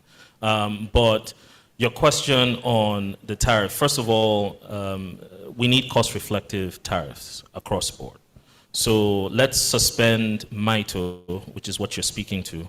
MITO is the multi-year tariff order, and I tried very quickly to explain why MITO is the way it is. It's subsidized actually from all the way from the beginning to the end. That's why we are paying this multi-year tariff order. But if we want to move forward, the whole value chain needs to be paid. And the only way the entire value chain is paid is by having these cost-reflective tariffs. And simply what I was going to was that, look, first of all, if you cannot change the status quo, that is the way power is sold today, which means it's subsidized the whole way, then let's try to ensure the people that benefit from it is you and I. Whereas commercial and industrial users of power, some of them today don't even take power from the grid. They self-generate. They self-generate it either on diesel or on gas, mostly on gas. So that means they're already willing to pay this cost-reflective tariff. So the point here being, those that, at least to the main question, how can the state benefit, create more industrial parks and create regulation where these industrial parks are taking power from these industrial, or let's call it IPPs, that will give you the cost-reflective power that you're already paying for yourself, and let the grid help the people by giving it the subsidized power it was built to do. That's really where I was going. I think you're very right, because what we're seeing now is a lot of commercial customers are converting to gas, because at this new power price, gas is essentially the same or a little cheaper, which raises its own problems. My second question was just a comment on wind. Yes, buildings, high-rises, developed areas have less wind, but what about going offshore? Lagos also has the advantage of being a shoreline state. Why can't we put these potential wind turbines offshore? Definitely, we can even put wind turbines in the ocean. So I mean, quite a number of technology is gone crazy. But yes, we should go towards that route. I'm sure those that need to hear this, Yeah, hear it. they hear it. Okay, last question, quickly. Thank you very much. I have a comment as well as a question. Rotimi Adeosun is my name. Number one is the fact that are we aware that of recent, even the DISCO, they are trying to go into the renewable energy space? Because I know some DISCOs, they are already tweeting their business plan towards going into off-grid, which is becoming interesting for the industry. Then the second one, which is a question, borders on what Engineer Boladada said, that in Lagos we don't have land. Yes, we may not have land in Lagos, but one thing that is sure that we have in Lagos is we have waste. Lagos generates the highest volume of waste in Nigeria. So, and we should not be looking at alternative energy by only restricting on solar and wind. What are we doing about waste to wealth alternative energy? Thank you. Okay, thank you for your question. Last one. Before you respond, sometime 7 years ago, I raised this with a DISCO CEO that where do you see renewable potentially playing within your network? At the time, what we had were just SHS permeating the entire country, and he said, I'm not going to give it a threat, or I'm not going to bother about them. But a lot of schools are beginning to consider integrating renewable energy into their mix, as it were. So you can quickly respond. Yeah, no, waste to energy is very important, and it's interesting you bring this up because I was on a panel just like this this time last week, with a company called Rack Center, and the MD of Loma was there, Dr. Badigeshi, and Nezrea and some other folks. And what we're trying to do, at least Electron Energy, is working with the state, Lagos State directly, looking at Olusosun landfill, which is by 7 Up there, for example. We've been in there doing studies on methane gas, seeing how much gas exists. The idea there is to mix it with pipeline gas to power, to create power for industries in that area. We've been doing some studies on the amount of garbage that is there to see the slope, if it slopes down or if it's stable enough. The idea is to layer it with solar arrays, right? So you have up to 40, I think, I forget the acreage, but it's quite huge. Now you can turn an eyesore, something that looks bad, into an area with solar arrays that can now immediately turn that huge dump into a power source. More than that, if I may speak for what I know Loma is doing, is pushing a lot of the trash at that Olusosun site, which is going to be reclaimed, to Ekpe, which is where we're also working with some other technology providers on potentially waste-to-energy plant that will burn a lot of the trash that you've mentioned that exists in Lagos and turn that trash into energy. There's a good feedstock of trash all over Lagos particularly, and the neighboring states, and the intention, and I think that's already in the news, is to turn that trash into energy and feed the power of Lagos from the Ekpe side. So those things are already in action. Okay, thank you. Final question. Yeah, it's more of a comment, really. My name is Femi Bakari. I'm the group CEO for Fenchurch, and we're power developers. It's good to see a couple of people that I know very well in the room. You know, we work with Electron very well. Lagos State also, and Honorable Commissioner and I spoke about 2 months ago. So a couple of questions have been brought up, and we developed the power plant in Ekiti. My company owns that. And the important thing, first, there was no power, and everyone was of the opinion and the idea that it's impossible to have 24 hours power. Now we're seeing clusters where there's 24 hours power, and everybody's complaining about the cost. The truth of the matter is it possible to have 24 hours power? Yes. Does it have to be paid for? Absolutely. Because like any other thing, power is a commodity and it has to be paid for. Now, there's been a misalignment for a very long time between the cost of power and what the market is paying. Now, we've seen with the new regulation, a sort of trying to bring into alignment that. What Electron was saying earlier on is the cost reflective tariff, we have to get there. Now, if today we charge what the real cost is, people can't really afford it. The cost, if you use diesel today, which is why there are a lot of people who are off the grid. A lot of commercial and industrial clients are off the grid. They use diesel. Diesel today is 430 naira per kilowatt. If you need diesel, what you're using. Now, if you want to use compressed natural gas, you're doing about 230, 250 naira per kilowatt hour. That is even if you are using pipe gas. If you're now using compressed natural gas, is way more. And then the tariff from the government now is 209. That tariff is still going to go up. That's just the reality. However, just like anything else, the more people are onboarded onto power, like telecoms, it will start to drop itself down. The rural areas and the underserved areas, right? REA is doing a lot of work in that area. I was with the MD of REA about 4 weeks ago, and they are trying as much as possible to deepen the penetration of power to these underserved areas because they know people can't afford it. Power to an extent is still subsidized here in this country. And with time, when industrial clients, when they leave, right, when people become more efficient in their energy use, then it starts to balance out, right? So the job is actually for every single one of us here. Let me give you an example. There was someone I was speaking to some days ago, and she had the business idea of having this food business in England. And she carried from Nigeria a big grinding machine. You know those blue ones that they used to grind? She took it to England, put it in her garage, plugged it in, the whole place shut down. Why? Because you cannot have equipment like that in a domestic area.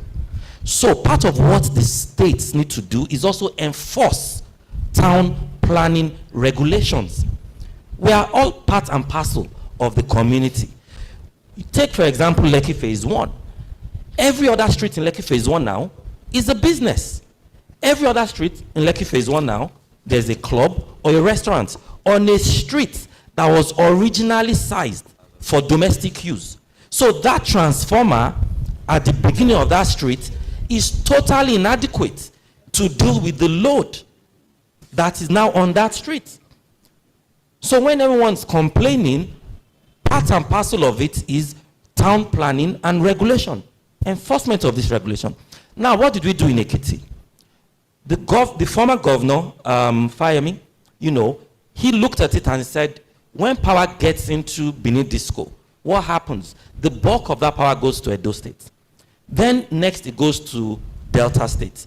Then it comes to Ondo State. And Ekiti State gets little or no power. So he said, we can't continue like this. I'm yet to meet one governor that I've sat with one-on-one that doesn't want power for his people. So we were invited in. Actually, Electron were there before us. But anyway, it was a bid. So we got there. And we did the power audit to take the state government infrastructure and facilities off. When you take that bulk user off the network, there's a lot more power to go around. Now, when we did the studies, they were about 1 megawatt was what they were using. But again, it's not bankable at 1 megawatt for us because power, like I said, is a commodity.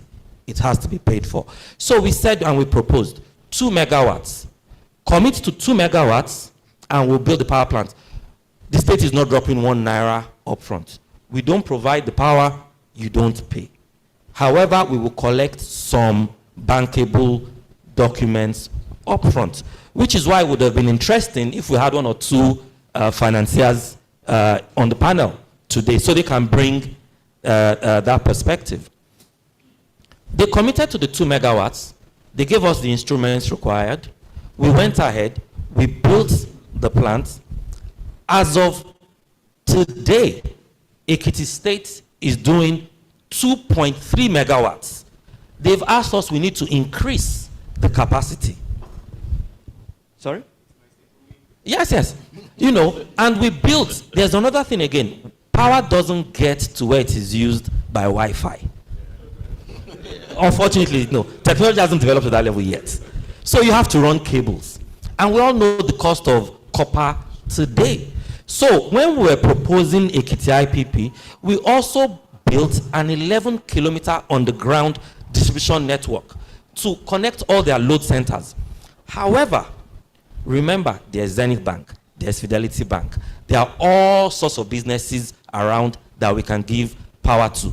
But then the DISCO will come and say, that is my client. You can't touch that client, right? So there's a lot of latent power also in the system. So, like he said earlier on, what then happened? The DISCOs are now talking to people like us that let's work with you, right, to be able to feed, because they don't have the power to give, right? So what did we do in Ekiti? The Ekiti state government, they were very quick to pass their law and their regulation, you know, and to regulate their market. And I know those states is doing the same thing. Lagos State is doing the same thing, right? And now, Ekiti State is saying to us, sell to everybody. We'll give the DISCO their 16 naira. Because it's 16 naira that they collect anyway. Thereabout. You know, we'll give the DISCO their, what's it called, right? If we even use their network. And the 11-kilometer underground network that we built has been extended by the state. So now, what you would see is there's a lot of power in the system, right? And a lot of businesses will start getting the power, and the price and the cost will come down. There's a lot of night load also that we have on our network that we can sell to hotels and businesses.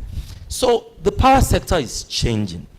It's taking a bit of time, but it is changing, right? And we would, like he said earlier on, we will start to see a lot of power in the system. But the states, the power developers, and the banks and financiers need to work together as a team. And also, more importantly, we, members of the community, also need to be part of that solution, because we have to be efficient in how we use energy. You know, so that's just what I wanted to add. Thank you. Thank you very much. To sum it all up, I think key messages have come out. There is need for collaboration through creative power procurement arrangements between the DISCOs and the IPPs. There is a greater need for state involvement, you know, to debottleneck investment challenges and foster the collaboration between DISCOs and IPPs. And yes, the third one, we need to pay for the power. As the president has said, the goal is uninterrupted power. By the time we get there, next thing we need to worry about is energy efficiency, and thereafter cost optimization. I've told Tolu, I've given him a mandate to come and shave off around 35 to 40 naira off my energy bill, and we'll be meeting next week to tidy up the details. Thank you all very much. Thank you so much, panelists. Thank you to our first set of panelists. Thank you. They have intimidated us today that they are from Ikorodu. Lagos is the best, all right? But you also have heard that Ekiti State has been mentioned here today more than 7-8 times. And I'm happy, I'm very elated that my state is leading a state like Lagos. All right, thank you so much.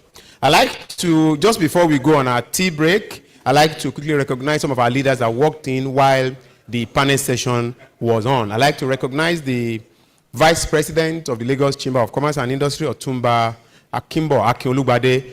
He is here with us. Otumba, well done. Thank you, sir. We also had the Director General of the Chamber walked in while the discussion was going on. We have with us Chief Dr. Mrs. Chinyere Almuna, FCA, Director General, LCCI. All right, thank you so much. We also had with us, while that was going on, walked in our Commissioner for Market Operation Enugu State Electricity Regulatory Commission, Barrister Ruben Okoye. Thank you, sir. Thank you for joining us. You have your time just after the break when we have the panel session. Last but not the least, we have the CEO Tetraco Energy, Mr. Olakunle Williams, also with us. Thank you, Mr. Olakunle. Where is he? All right, thank you, sir. Thank you so much for joining us. Now, at about this time, we'll go on the tea break, just about 15-20 minutes. Then we'll come back for just for us to be able to interact a bit, stretch our legs, and take our tea. We'll come back by after about 20 minutes so that we can go up for the second session. Thank you so much for the 15 minutes. Okay. The president said it should be 15 minutes. So this is.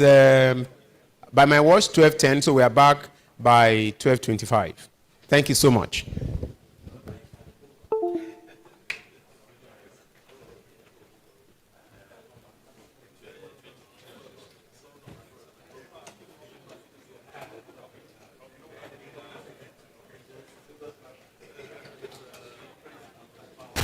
It's bigger and better. 10 times the expo, 10 times the tech. The 10th edition of the Information Communication Technology and Telecommunication Expo is here. Join Africa's brightest minds, policymakers, tech professionals, youths, startups, think tanks, and students for 2 days of inspiration, education, and networking at the ICITEL Expo 2024. This year, we're introducing Lagos Renewable Energy Fair to mark the 10th edition of ICITEL Expo. Same date, same time, same venue. Theme: New Tech, New Threats, New Opportunities. Date: Tuesday 30th July and Wednesday 31st July 2024. Venue: Landmark Event Center, Plots 2 and 3, Water Corporation Drive, Victoria Island, Lagos. For exhibition and sponsorship opportunities, visit www.icitelexpo.com.ng or call 0700 428 353 976. ICITEL Expo 2024, powered by the Lagos Chamber of Commerce and Industry.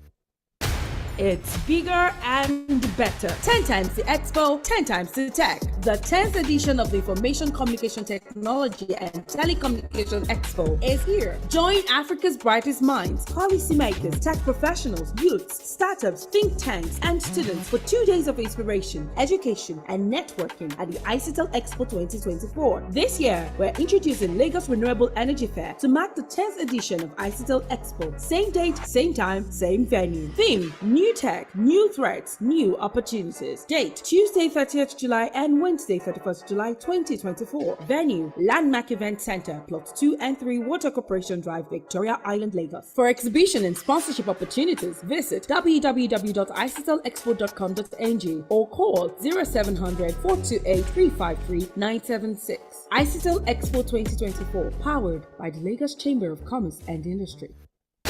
It's bigger and better. 10 times the expo, 10 times the tech. The 10th edition of the Information Communication Technology and Telecommunication Expo is here. Join Africa's brightest minds, policymakers, tech professionals, youths, startups, think tanks, and students for 2 days of inspiration, education, and networking at the ICITEL Expo 2024. This year, we're introducing Lagos Renewable Energy Fair to mark the 10th edition of ICITEL Expo. Same date, same time, same venue. Theme: New Tech, New Threats, New Opportunities. Date: Tuesday 30th July and Wednesday 31st July 2024. Venue: Landmark Event Center, Plots 2 and 3, Water Corporation Drive, Victoria Island, Lagos. For exhibition and sponsorship opportunities, visit www.icitelexpo.com.ng or call 0700 428 353 976. ICITEL Expo 2024, powered by the Lagos Chamber of Commerce and Industry. It's bigger and better. 10 times the expo, 10 times the tech.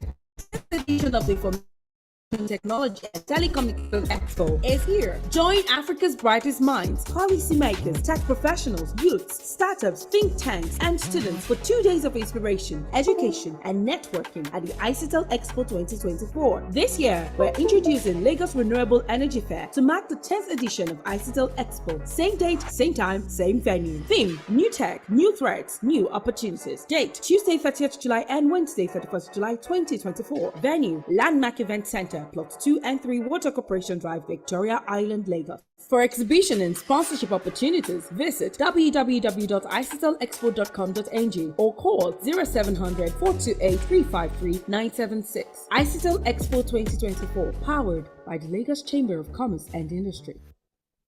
It's bigger and better. 10 times the expo, 10 times the tech. The 10th edition of the Information Communication Technology and Telecommunication Expo is here. Join Africa's brightest minds, policymakers, tech professionals, youths, startups, think tanks, and students for 2 days of inspiration, education, and networking at the Isitel Expo 2024. This year, we're introducing Lagos Renewable Energy Fair to mark the 10th Expo. Same date, same time, same venue. Theme: new tech, new threats, new opportunities. Date: Tuesday 30th July and Wednesday 31st July 2024. Venue: Landmark Event Center, Plot 2 and 3, Water Corporation Drive, Victoria Island, Lagos. For exhibition and sponsorship opportunities, visit www.isitelexpo.com.ng or call 0700 428 353 976. Isitel Expo 2024, powered by the Lagos Chamber of Commerce and Industry.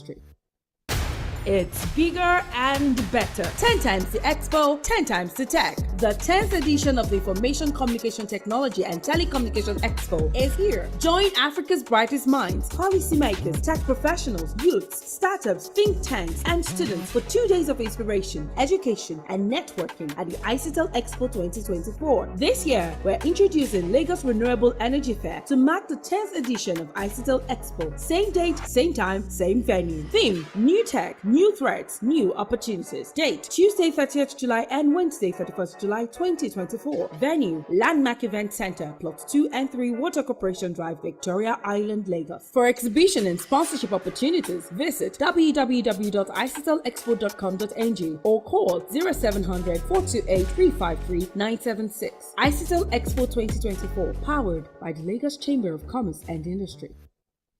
It's bigger and better. 10 times the expo, 10 times the tech. The 10th edition of the Information Communication Technology and Telecommunication Expo is here. Join Africa's brightest minds, policymakers, tech professionals, youths, startups, think tanks, and students for 2 days of inspiration, education, and networking at the Isitel Expo 2024. This year, we're introducing Lagos Renewable Energy Fair to mark the 10th edition of Isitel Expo. Same date, same time, same venue. Theme: new tech, new threats, new opportunities. Date: Tuesday 30th July and Wednesday 31st July 2024. Venue: Landmark Event Center, Plot 2 and 3, Water Corporation Drive, Victoria Island, Lagos. For exhibition and sponsorship opportunities, visit www.isitelexpo.com.ng or call 0700 428 353 976. Isitel Expo 2024, powered by the Lagos Chamber of Commerce and Industry.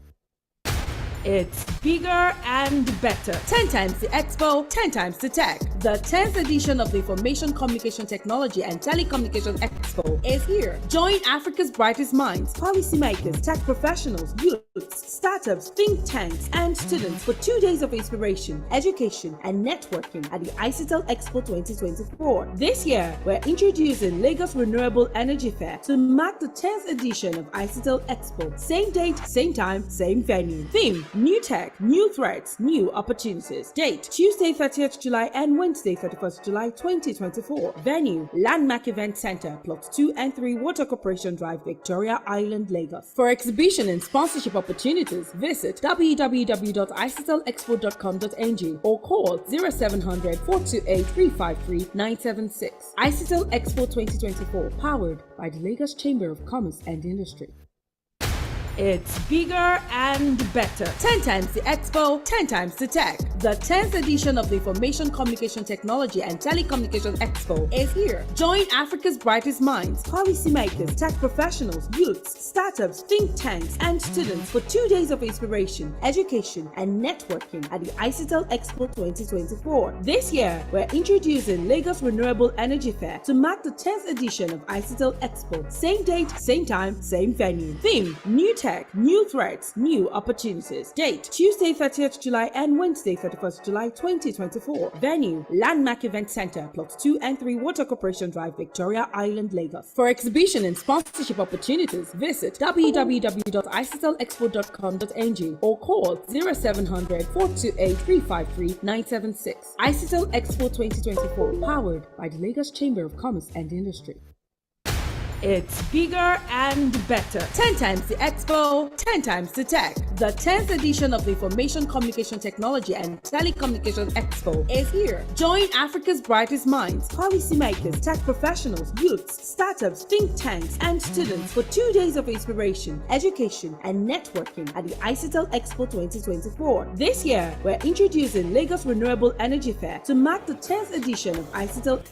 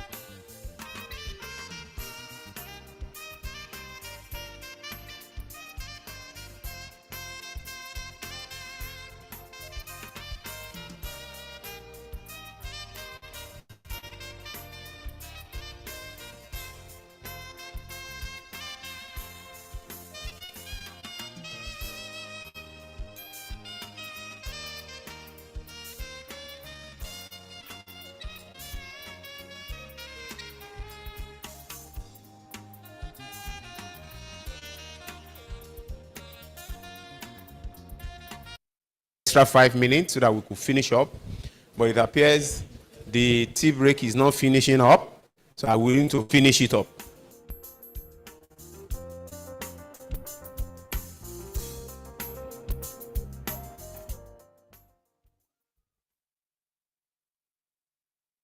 Please, let's begin to get back to our various seats for us to start. All right? We have for the moderator of this second session, Mr. Martin Sarege, is the chairperson of Power Sector. Let's put hands together for Mr. Martins as he takes his seat on the front row. Thank you so much, Mr. Martins. Please. Thank you. Thank you. Mr. Martins, go with your phones. All right. Thank you, sir.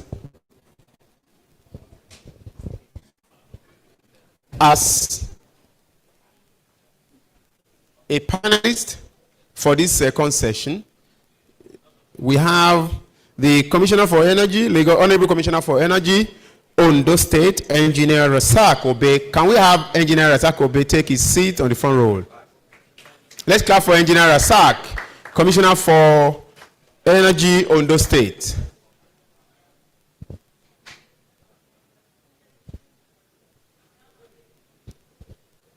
Ondo State Commissioner for Energy, we need your presence in the hall. All right, thank you so much. We'll also need to have Barrister Ruben Okoye, Honorable Commissioner for Market Operation, Enugu State Electricity Regulatory Commission. Let's put hands together for Barrister Okoye. Barrister Okoye, your presence is needed on the front row. Thank you, sir. We're not clapping for Barrister Okoye. Is it the food? Thank you, Barrister. Thank you, sir.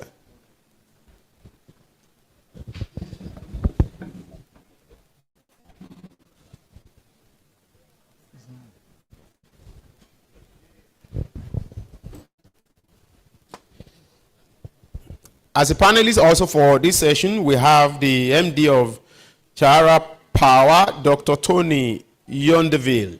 Please pardon me with the pronunciation of your name if I'm wrong. Dr. Tony, please let's put down together for Dr. Tony, MD, Chara Powers. Let's put hands together for Dr. Tony. He's walking down to, yes. Thank you, sir. Thank you, Dr. Tony. Last but not the least is Dr. Oladuni Owo, National President, Women in Energy and Oil, Women in Energy, Oil and Gas. Let's put hands together for Dr. Oladuni. Yes. Thank you, sir. Thank you. Yes, Commissioner, sir. Your choice. Okay, you want to be the most luckiest among men. That's fine. Thank you. Now I leave the stage for Mr. Martins to do his things in the next 30 minutes. Mr. Martins, sir. Thank you very much, Mr. Moderator. And I have a very, very diverse and experienced panel. And I'm sure that we will be doing the topic justice. I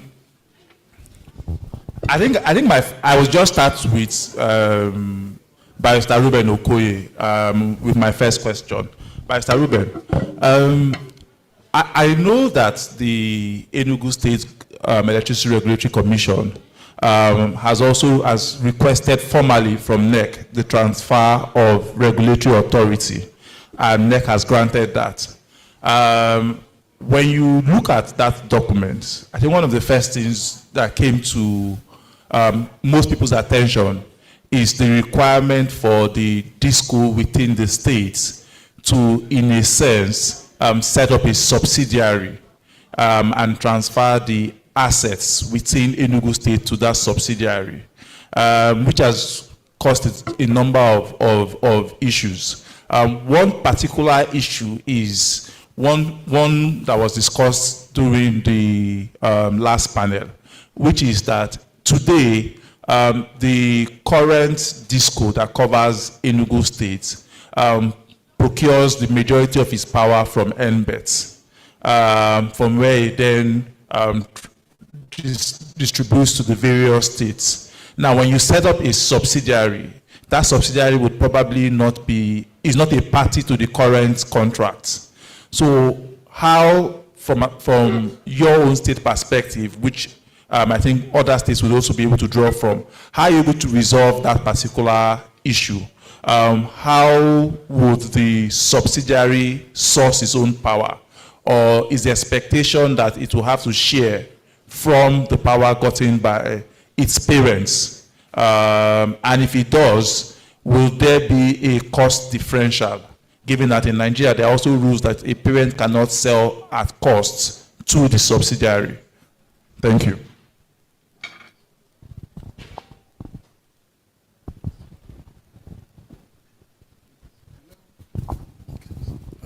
Thank you very much. Well, so yeah, the need for the distribution companies to register a subsidiary is actually provided for in the Electricity Act. And as soon as the commissioners of our commission, that is Enugu State Electricity Commission, as soon as they were appointed, a request was sent to NERC, and all of us know that NERC, issued the order. And that order specified that within 60 days, Enugu DISCO, which is the DISCO that covers Enugu State and the 4 other states in the southeast, should register, incorporate a subsidiary. And as I speak now, we have information that that subsidiary has been incorporated. In the coming week, we're going to have a meeting with Enugu DISCO on a number of issues, and on the transition. We have also initiated discussion with NERC on the transition. So you're not just giving me a letter dated 22nd of April 2024. There are other things that will come, with the transition. For example, what is the asset base of the subsidiary company? What is the customer population of that subsidiary? And the number of other information. What are the reports they have been sending to the regulator? Is the report going to come at, state level, that is Enugu state level, or should it encompass the 5 states of the southeast and all of that? These are discussions that we're having. Okay, talking about the procurement of energy, we must understand that the subsidiary company is a subsidiary of a holding company. And then the things they will do, of course, it's not a market participant. It cannot buy power from NBET directly. So we believe it's going to take the power from its holding company, which is Enugu DISCO. But the Enugu State Electricity Law and the Enugu State Electricity Policy requires that these are transitional issues, that within the next few years, the subsidiary should be able to contract for power bilaterally. Where we have a law that requires that we can license a number of power producers. We can grant a number of different kinds of licenses. You have integrated utilities license. You have all kinds of licenses that we can give. And within that framework, the subsidiary company should be able to procure power bilaterally. In addition, we have the authority to license new entrants. And these new entrants could play in the either as a embedded under embedded framework, or they will play in isolated grids and all of that. So these are some of the developments that we have in mind. And I think on Sunday last week, we advertised in Vanguard of Sunday last week, inviting comments on some of the regulatory instruments we have prepared on licensing, on tariffing, on customer protection, and the rest of them. So I'm using this opportunity to ask us, check out Vanguard of Sunday. You will see our adverts. We've drafted these regulations, and we're consulting. After the consultation process, they will now be finalized and then be used, to regulate the market in the state. Thank you. Thank you very much, Honorable Commissioner. I think my next question would go to Honorable Razak Obe. And I hear you, Barrister Okoye, when you talk about the subsidiary obtaining power from the parents. But I think the real question is at what cost? Because if it's at a premium, which obviously is what another law that exists in Nigeria would demand, what it means is that there is a possibility that residents in Enugu State may then have to pay higher tariffs, and I don't know if all of that has been taken into consideration, but I'll come back to you. Honorable Razak, with the backdrop of this particular issue, and Barrister is right, over time you would be able to then license IPPs and get the state's DISCO to then enter into bilateral agreements. But what are you doing in Ondo State today that would make it more viable for people to come and make that particular investment? Because all of those investments and entering into bilateral agreements will not happen overnight. People need to come, people need to be willing to make that investment. So what's Ondo State doing that can then serve as a learning point for other states to be able to attract that level of investment today? Because it's one thing to have a law, it's another thing to then have people who are willing to make the investment to grow and develop a viable electricity market within your state. Thank you very much. Ondo State happens to be the first state that asked for order to regulate and own its own market from NERC, because we've been intentional in our effort to liberate ourselves from the convolution in this power space in the country. And way back 2020, December, we had the Ondo State Electric Power Sector Law signed by a former governor. What we intended to do is to have a fair playing ground for everyone. Energy is not as complex as it seems over time in Nigeria, because we have a lot of inefficiencies, a lot of failings that no one monitors, no one punishes, and it has been so. So Ondo has a model. There is people-driven, like business-driven, debottlenecking, those things that will stymie development, making regulations very nimble, and making access to the same easy. Perhaps you heard in the news some days ago that a regulatory bureau sanctioned or withdrew license of the current DISCO at a senatorial district of the state, supplanted with another within a week, which we frowned at. In fact, the governor was livid that even though you want to stimulate the market, you want to get players in, you don't begin to introduce toxins that will tell investors that these people are not, they don't have the patience to see things from business angle. So we have a state that has a lever that even though we try to make the bureau as independent as it could be, we are also watching to ensure that as we are starting, we're starting well. Where we are right now is to create the ambience for all players in the industry to come and work with us. We are not saying providers, be it a GENCO or a DISCO, all of the entire value chain. We see every stakeholder as a partner. If you say you need a land, we'll ensure we'll get you a CFO within 60 days.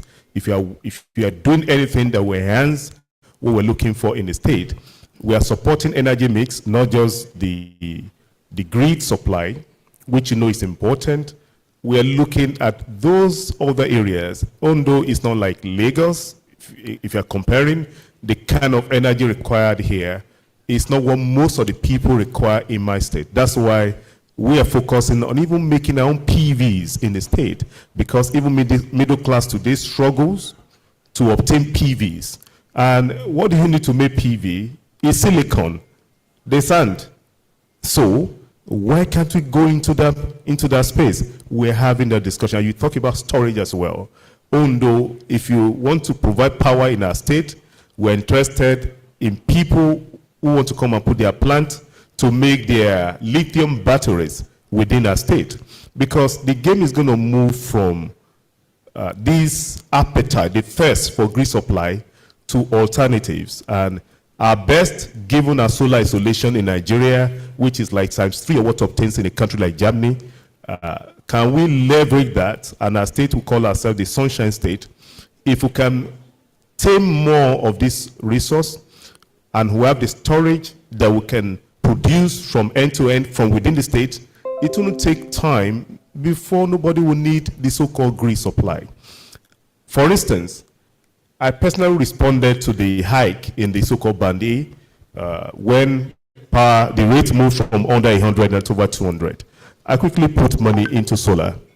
I realized that not only powering the epilepsy of grid supply on and off, and it has been able to drop my grid cost by over 60%. So a lot of people, if the ordinary people on the street could afford the same PVs and they can have the storage as well, in no time, no one will worry as much on grid supply. So final word on this, any investor who thinks you want to make money, you want to make in an environment where your business process is clear, you can demonstrate the same, it's repeatable, and we can see your numbers that they are valid. We're going to give support, including incentives, that if you do your math, you see that for you to break even, you need to do X, Y, Z things. You need help from the government, including financial support. The state government has that understanding to give all of the support in the interim, pending the time those companies will begin to reach sufficiency. Thank you. Thank you very much, Honorable Commissioner.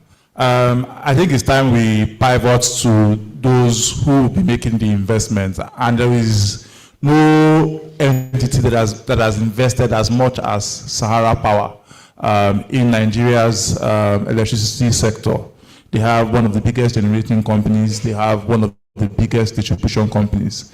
So, Dr. Tony, from your perspective as a major player in the industry, what would you like to see state governments focus on in order to be able to drive a sustainable electricity market within their states? Now, I say this because it looks like everybody is rushing to pass a state law and then set up a regulatory authority. And other people are saying, hang on a minute, how does the commercials work?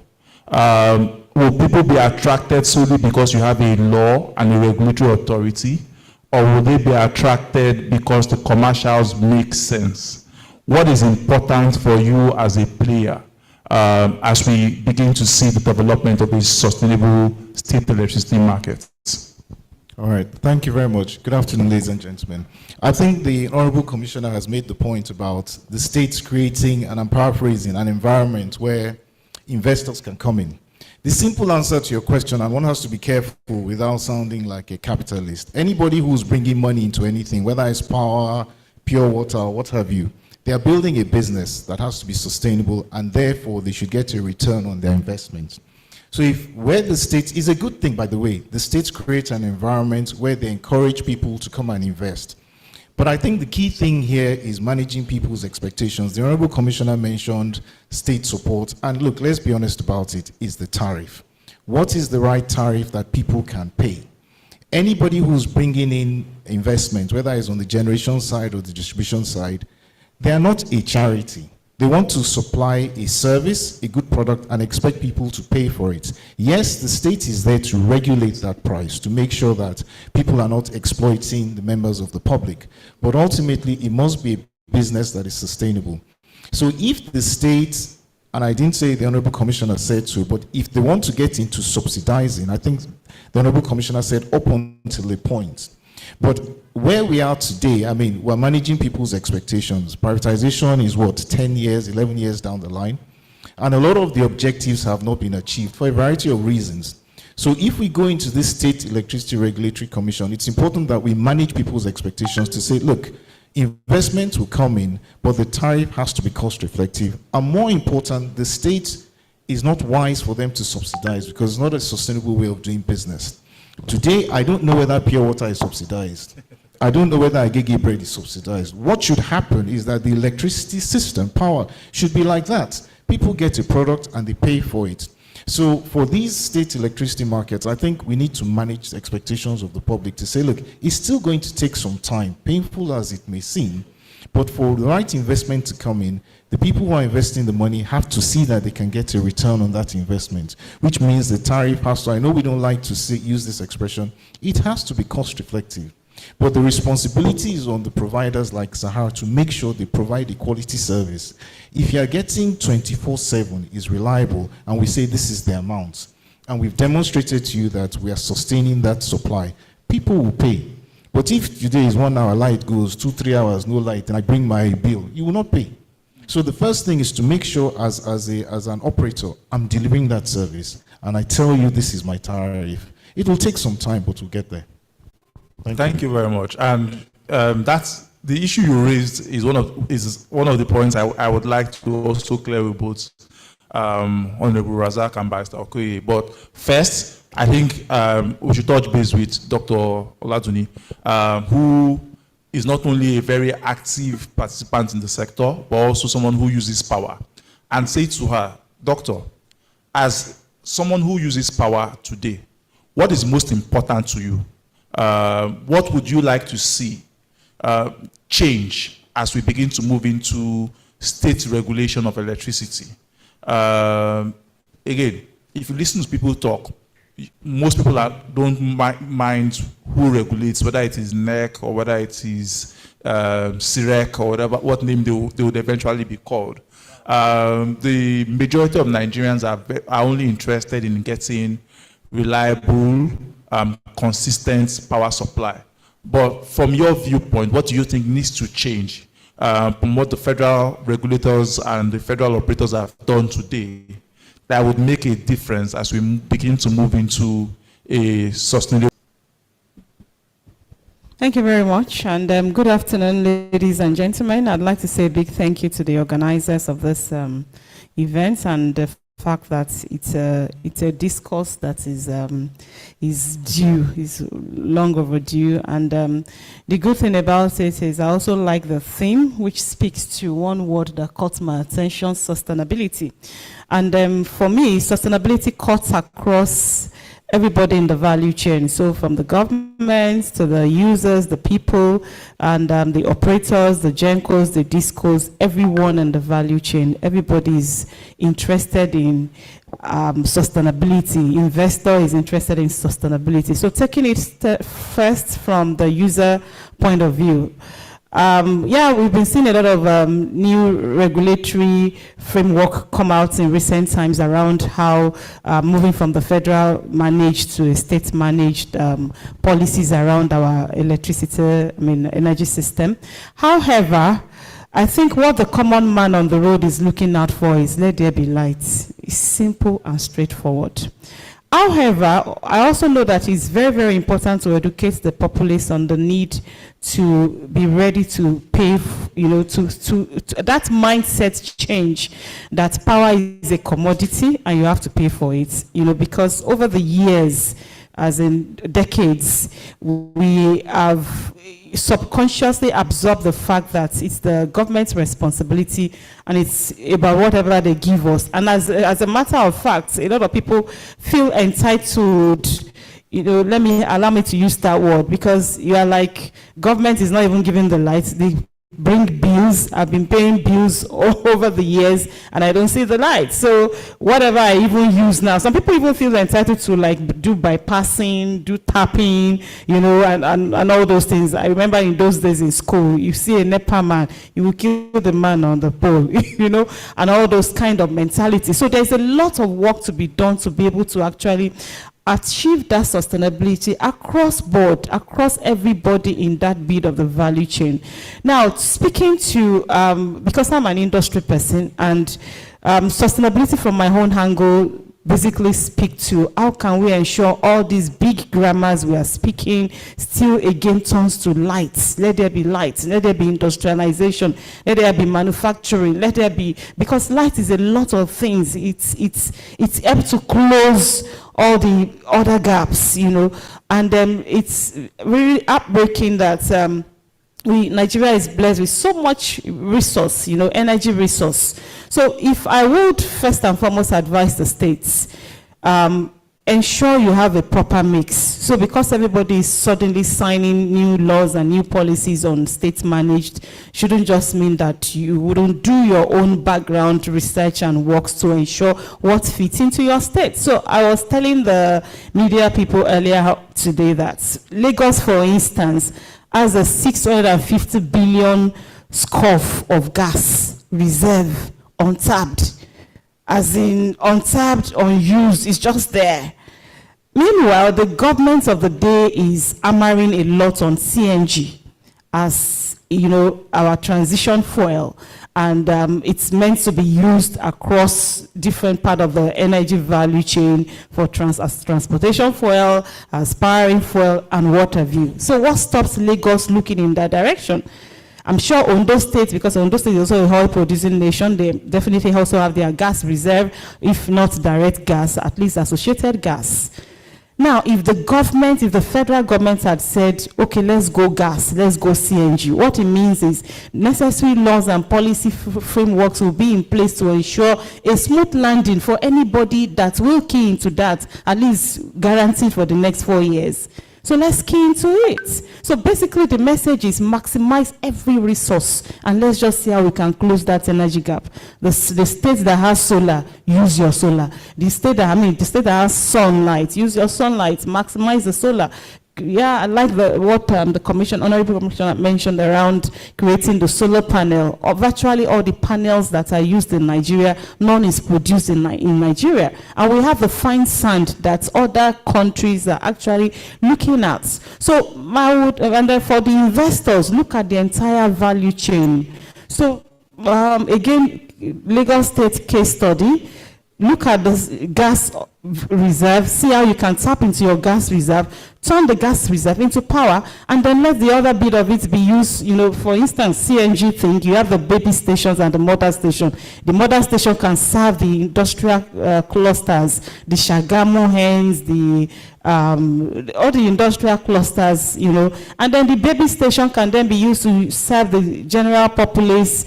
Currently in Abuja, I know the NNPC is rolling out quite a number of CNG stations, and some of those stations are also going to be used to power like electric vehicle stations and what have you. Whichever way, let's just key into everything and let's see how we can close the gap. For already existing organization, of course, you just have to also ensure that flexibility. Sahara, Tetracol, and what have you. Just key into every opportunity that is in there and let's just see how we can close the gap. So speaking as a common man on the road, speaking as a user, as a downstream user consumer, let there be lights. Thank you. Thank you very much, Ma. And I think that's a good summary. Let there be lights. One thing that has come up from all of the conversations, both from the earlier panel, listening to Dr. Tony also speak, is the issue around tariff and recoverability. I always say to people that there's been a lot of talk about the quality of people who bought the discos and whether we sold to the right set of people. And I always say to every time I'm in that conversation, one of the first things I say is it is immaterial whether we sold to the right people because we also didn't give them the right tools to work with. I think one of the issues we had at the onset of the power sector or at the onset of privatization was when we decided on a MITO structure where power was subsidized without someone first saying where or who would pay for that subsidy. And therefore, when I reviewed the financial statements of DISCOs initially, there were years where the cost of power was higher than the price at which they were selling power, because we had a generation tariff that was indexed to the dollar. And when we had the first set of devaluation some few years back, generation tariffs went up, but they couldn't increase the end user tariff. I don't know of any sector that you would have expected anybody to survive, where you're asking them to sell something they buy at a price that is lower than the cost at which they are buying it. And I know people then argued that, when they were coming, they told us they had money. They should have brought money from outside to come and invest in infrastructure and all of that. They should not wait for what they collect. And I always used to say to people, when someone says I have money, it may not necessarily be money in the pocket. It's the ability to raise money. And the ability to raise money is dependent on the financial model. If the model shows that your cost price is higher than your selling price, nobody's ever going to give you money, whether as equity or as debt. So as we transition into the state markets, and we are continuing to have this conversation around tariffs, and whether we like it or not, because people say, we need to be willing to pay. Power is a commodity. There is also the ability to pay. So it's not just about willingness to pay. There's also the question around ability to pay. And you ask yourself, in most states, what's the purchasing power?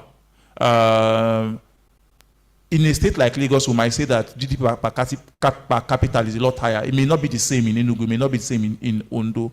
So what is the Ondo state government doing, and what should other state governments be doing in order to be able to address this issue between the gap between willingness to pay, ability to pay, and then viability of businesses? Otherwise, how do you want to attract these investors if they would still be faced with the same particular challenge they were faced with when they made the initial investment in buying distribution companies at the federal level?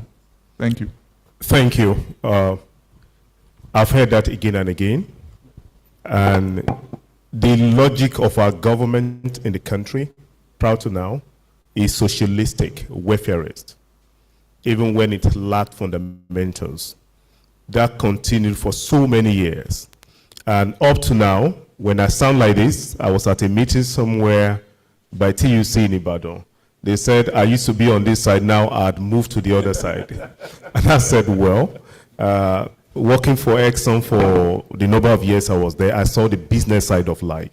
And now I'm in government, and I was a trade unionist at a point. So I've seen from all angles in a way. I have a 7D image of what should work looks like. So you must pay, and I said somewhere too that the electricity we have is no longer government power. It's actually people's power. So if you don't pay for it, you are not going to have it, or they're going to hack you to get their money. So if everyone has that at the back of their minds, you realize that the commodity is much more important than PMS. PMS costs rose by 500%. People kicked in their bedrooms, but it has come to stay. People buy PMS for over 700 naira now. You don't even remember you're paying. People who thought there is no way mobility is going to be hampered and the like, they've now realized that life will go on. Then taking that subsidy away changed so many things, even in our minds. Any part of the world has what they pay for services. We know cost of your accommodation, cost of your services. If you want to build a country that will be insulated against the realities in the globe, only you will have your own economy that has no fundamentals, then we can't expect any growth as a country.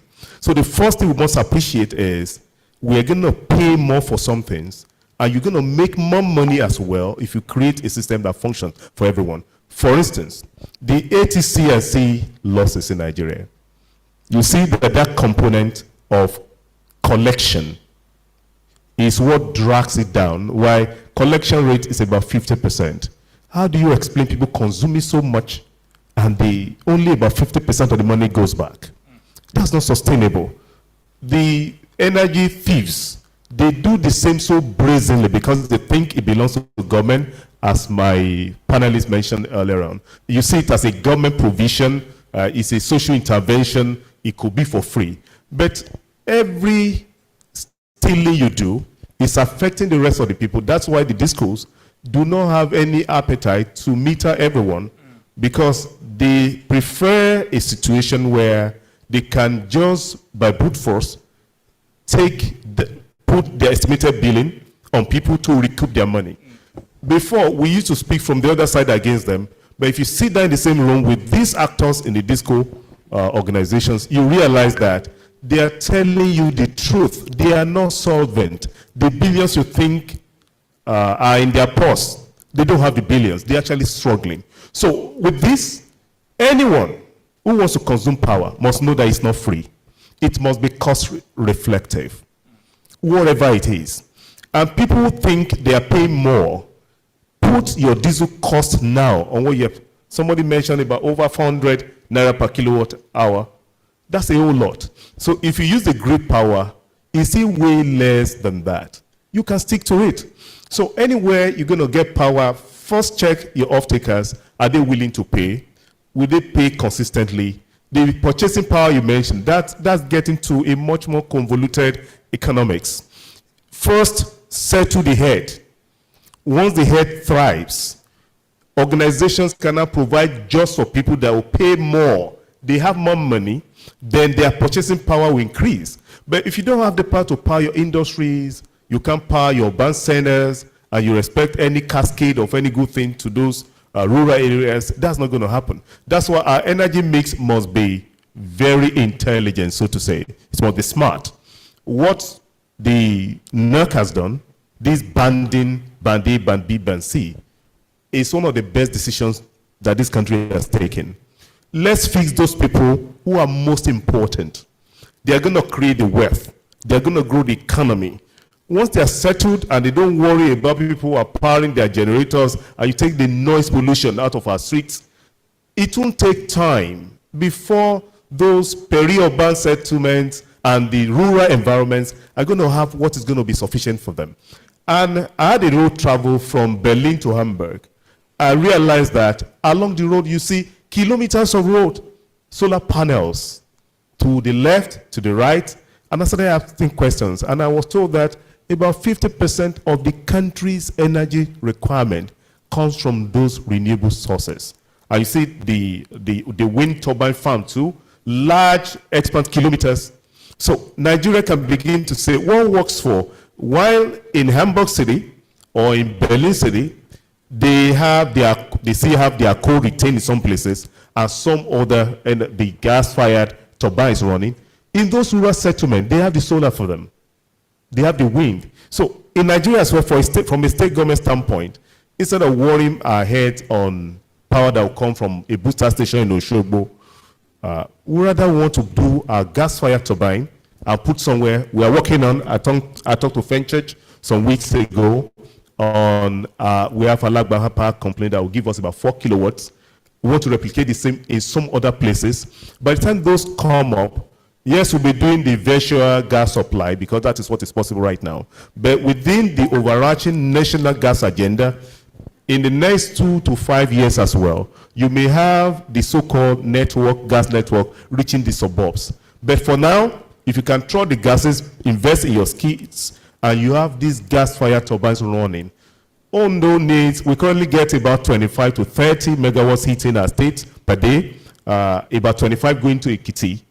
If we can generate up to 20 within our state, you realize that we don't need anyone to send us power from anywhere. But here, people who would be the off-takers must be willing to pay. You can't get power less than, if you want to be fair about it, less than 200 naira per kilowatt right now, if you want to be objective about it.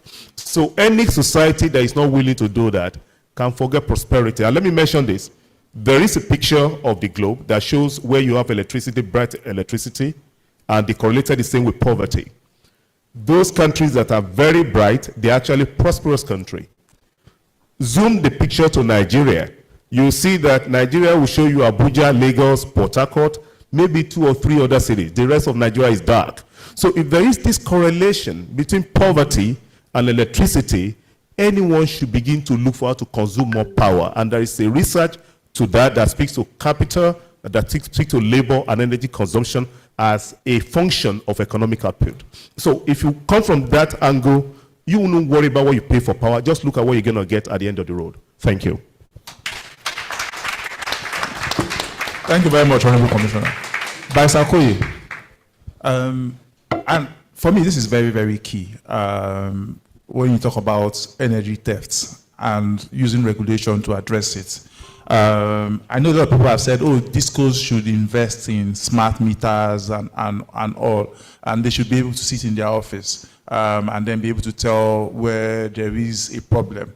But there is something discos have consistently complained about. They cannot prosecute these people themselves. It's the responsibility of government and its agencies, not discos to do that. And a lot of discos will tell you that there is no significant punishment for energy theft. And therefore, you've created an incentive for people to continue to bypass.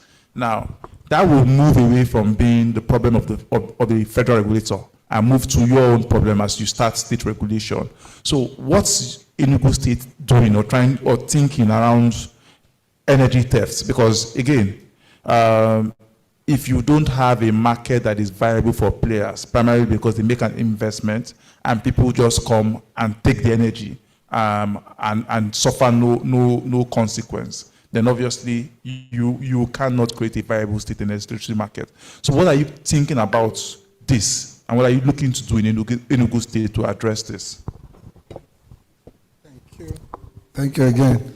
Yeah, so energy theft and all of that, bypass, it's a real issue in the sector. And you'll be surprised that you will think it is somewhere in Mushi or something. No.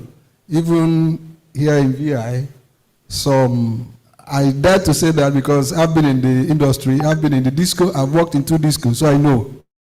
So in Abuja, you find in Maitama, I won't mention them, I won't mention status and all of that, but these are real.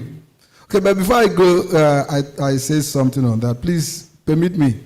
You know, when the Honorable Commissioner from Ondo State was talking about willingness to pay, that is really the issue. The issue is power is a commodity. It has to be paid for.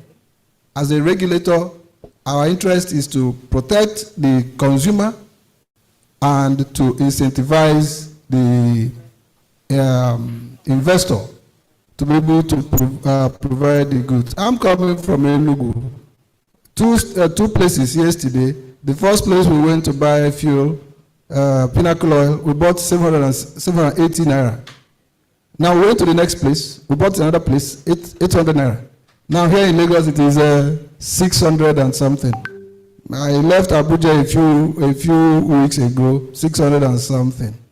Now you will think that Enugu has stopped, that they are carrying placards and all of that. They are not. They're moving with their life. They're buying the fuel because it's a commodity. And I think that that's the attitude that we need to have about power. It is my regulatory commission, we moved into an office. We have a big generator. But because they put us in band A and they've been giving us supply, we've not had to use it. And it's a lot of savings for us because we can imagine what we'll be spending if we were buying diesel to work for about 7 hours or 8 hours. You know, or in fact, you can't do that. Maybe you do about 4 hours or 5 hours, then you shut down. But band A, yes. After how many days? After 1 week, spent about 70,000 naira. But it's a saving for us. So going back to the issue of power theft, the Enugu State electricity law makes very generous provisions about how to handle power theft. There are very stiff penalties. You know, on that. One of the problems we have had in our country is that there are laws, but enforcement has always been an issue. Even during the first coming of General Buhari, then General, there was a law on miscellaneous offenses decree about tampering with vital national assets, including power. All those things are there. In fact, the punishment is life imprisonment. But nobody has done anything about that. When I worked with Abuja Disco, we had a relationship with the Department of Public Prosecutions, and that ensured that some prosecutions were done. You know, continuity is always a problem in our country. So in Enugu, we have initiated moves. We are discussing with the Attorney General to make sure that the criminal aspects of the law, the state law on bypass and electric theft and all that, are adequately dealt with. Of course, the discourse cannot prosecute these offenses. I mean, you can't be a judge and in your own court. So some other person has to bet. We have to have collaboration, both with the bench. We're also speaking with the bench that this must work. People must not take power as something that belongs to government. When somebody steals power, he steals from all of us. And so we are working, we are engaging, and in our engagement, we are eliciting the support of both the Attorney General, the bar. We are speaking with the Bar Association. We're also speaking with the bench. And we're hoping that with this kind of engagement, we will be able to, when we do, and the idea is that we're going to make some, how would I put it, powerful statement. Maybe one big power criminal, we're going to make a case out of that, and then others will learn. Finally, before I hand over, sir, the Honorable Commissioner from Ondo State, he said something. He said that they got their order from NEC first. I beg to disagree, sir. Enugu got first, and even if it is for a few hours, because I remember when we were in law school here, when it was the only law school in this country, people were called to the bar in the morning and the evening. So if you were called to the bar in the morning, you assume seniority over the person who was called in the evening. Thank you very much. Thank you very much. I see that my moderator is there. So I have one final question, then we'll just take one or two from the audience and round up. Dr. Tony, one of the things that we've seen, and Barrister Okoye also made reference to, is that long term, their aim is to encourage bilateral contracts between the Enugu Distribution Company and various IPPs. I know the Sahara Group has been able to also do that, even though it's probably a lot easier because it was a related party. A few years ago, one of the things Lagos was looking to do with the Light Up Lagos project was encourage IPPs to come into several green field areas in conjunction with the discos. And because we reviewed some of those contracts at that time, even though they never saw the light of day, they were looking to also put in place some sort of, without being, for example, but having some sort of government guarantees that said, oh, whatever you sell to the disco, the Lagos state government would cover that value by venture that the disco is unable to recover it from all of the masses. And it was a very key sticking point for a number of those guys looking to invest at that point in time. But from where you stand, and given the success that you've had in Lagos within Egbin and Ikeja in developing premium power in certain areas, what do you think a state government needs to do in order to be able to encourage people to come into that space and enter into those sort of bilateral agreements with the discos in their states? Okay, thank you very much. To be honest, we've talked about it. All the state government needs to do is to create that environment that allows for commerce to happen. Where the state government is trying to regulate the price, and as you said at the beginning of your presentation, that it doesn't make it commercially viable, then we have a problem. Today, there are IPPs. There are a number of IPPs actually on the island, yes, and some on the mainland. The truth of the matter is, people will say those solutions are a little bit elitist now. That is only for the rich people. To an extent, yes, it is true. But ultimately, the more that we have competition, whether it is through grid or it is through solar, it will bring efficiency. And with the passage of time, at some point, hopefully the price will start to decrease. One of the challenges we have now is that in power in Nigeria, 95% of what we require is not produced here. So we're still subject to the challenges of foreign exchange. And as we have this change in exchange rate, it affects the tariff. Now, can you start to increase your tariff? Because as consumers, you and I, you can't, Monday is 200 naira, Tuesday or the week after is 300 naira. It's not possible. But yes, all the operators want from the state governments is create an environment where you allow people to come in. Once that can happen, and these people who are coming in, whether it's people who have been in the system like us or new people, the more the merrier. But they must see how they can get a return on that investment. But what the state must also do is hold the operators to providing quality services. That is the key thing. One of the reasons we talk about this energy theft and so on and so forth, yes, Barrister Okoye said the laws exist. But when you catch somebody, I used to be the MD of Ikeja Electric. You take somebody to court, say, okay, they've tampered with electricity, and the judge is not happy with his or her power supply in their house. They have no meter. What do you think is going to happen? But look, we'll get past all these things. I think what is important, and the state, is to appeal to its citizens that this, I know it's a difficult thing to say, but they still have to be patient because these things will take time. But we'll get there. I mean, there's a determination, at least I can only speak for my organization, on our part to make sure we provide the quality service, whether it's the power, whether it's the meter. Once that happens, and we will charge you for it too, yes, it's not free.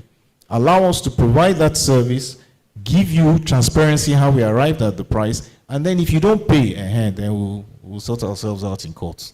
All right, thank you. Thank you very much, Doctor. So there are 4 people. Unfortunately, we can't take all, but I think we should take from the lady. There's no lady has asked the question, so let's take her first.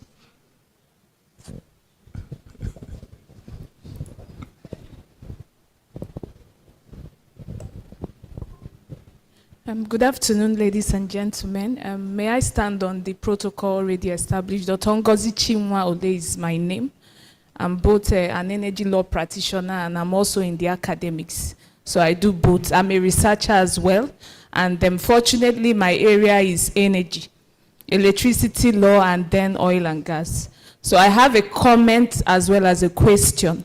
I want to talk about, I have a comment with respect to bridging the gap between affordability and then the viability of electricity businesses.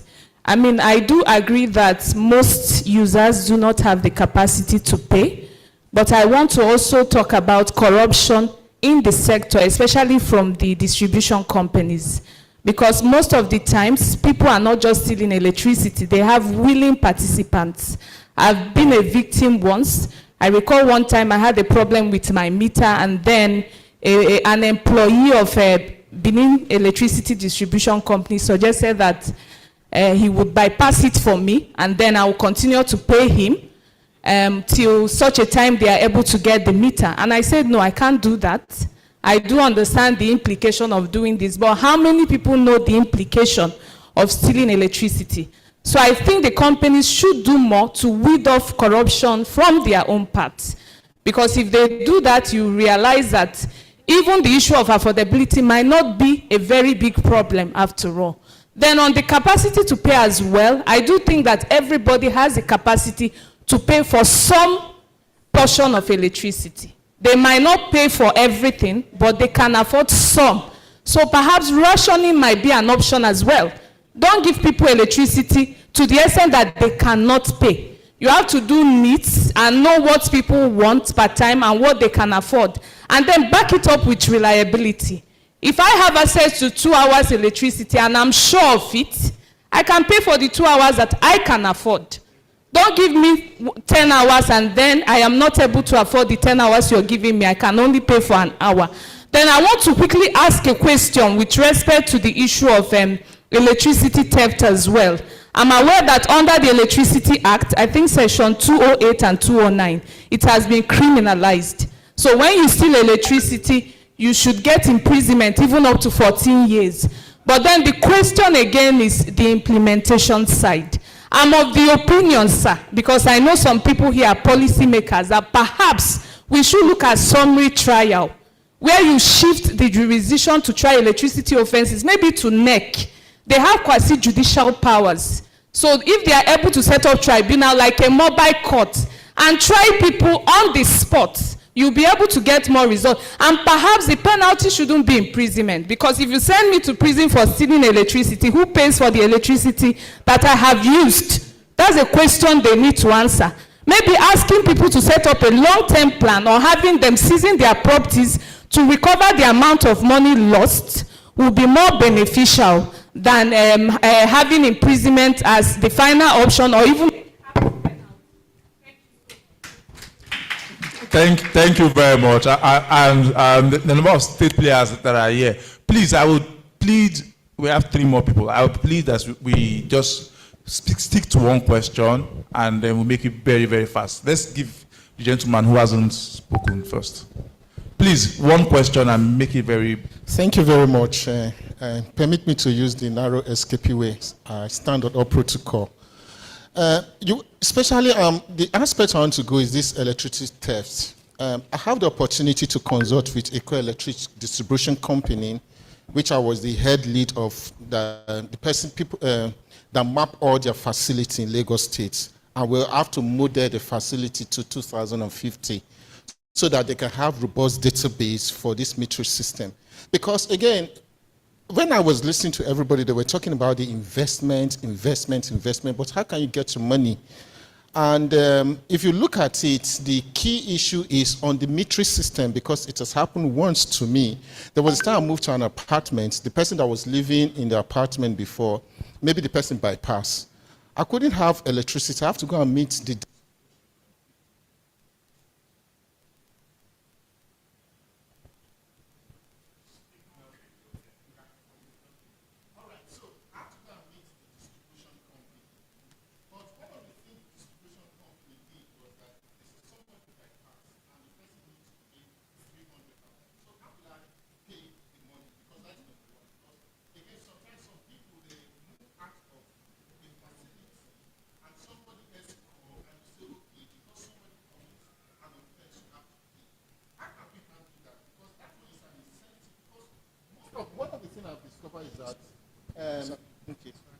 One of the things I've discovered is that the distribution company, they give people incentive to bypass, because sometimes they'll put you in a tight situation that you don't have a choice than to bypass.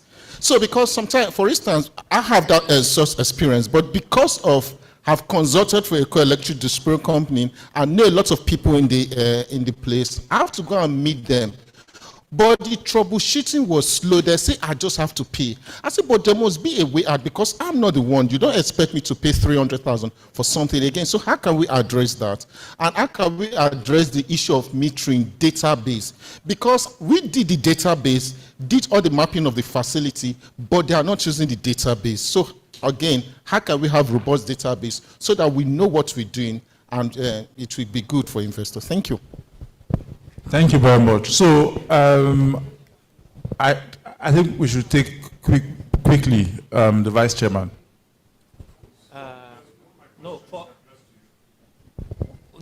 For time and for efficiency, since I'm giving a closing speech, I would say what I want to say on some of the issues that I brought in the closing remark. So just ask the question and then he would address it during the closing remark, when he's giving his closing remark. It's in my hand now. 30 minutes. One of my questions is for you, actually. I want to just quickly, before I ask my own question, address the last 2 people. So I sit on the NERC ECO Forum, which is an arbitration panel, and we resolve disputes. So in your case, and also what the lady was talking about, where you have any kind of dispute, write to your DISCO. Once 15 days have passed and you don't get a resolution, it automatically gets kicked to us. And then you will be called to come and sit in front of a panel of 5 of us, and we will arbitrate on your issue, and the decision is binding. So you don't have any issue. It works. It's just that a lot of people don't know about it. And half the cases we hear, half of them are about purported energy theft, while the other half are loss of revenue or overbilling. Don't worry, that's a very easy one to solve. Just write your DISCO, make sure you ask for a reference number.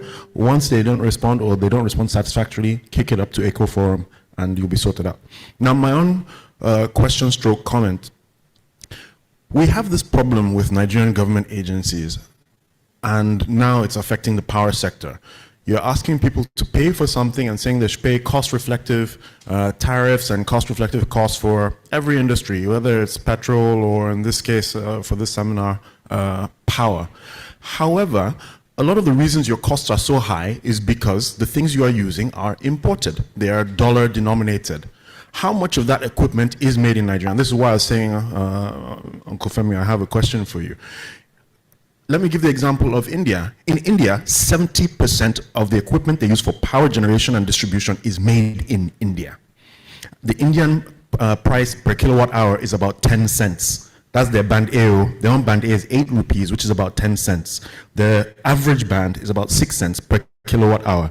In the US, the average cost of power is about 17 cents per kilowatt hour. Guess where Nigeria is now with the band A? We're at the same 17-ish cents per kilowatt hour of power generated on an income which is 1/10. The average income in Nigeria is 1/10 of the US income. So how can it work? It will never meet. It's not about cost reflective. The ability to pay does not exist, no matter how much you want to force it. Where the government needs to be on is, how do you introduce and influence more manufacturing and production capability in Nigeria? How do you get more generators, transformers and power equipment? How do you get more of that made here so that our costs are denominated in Naira and therefore are not escalating as the dollar price increases? I think that is where we will get a better price maintenance over time. Thank you. Okay, thanks everyone. I think if I would try and summarize before we let our honorable panelists go, it's very important that we get not only the regulatory aspect but also the commercial aspects in line. Otherwise, we would only be paying lip service to developing a sustainable state electricity market. The Honorable Commissioner has mentioned all of the things that they are doing in Ondo State. He's talked about ensuring that people pay the right price, and if you can't pay the right price, then you obviously would not have power.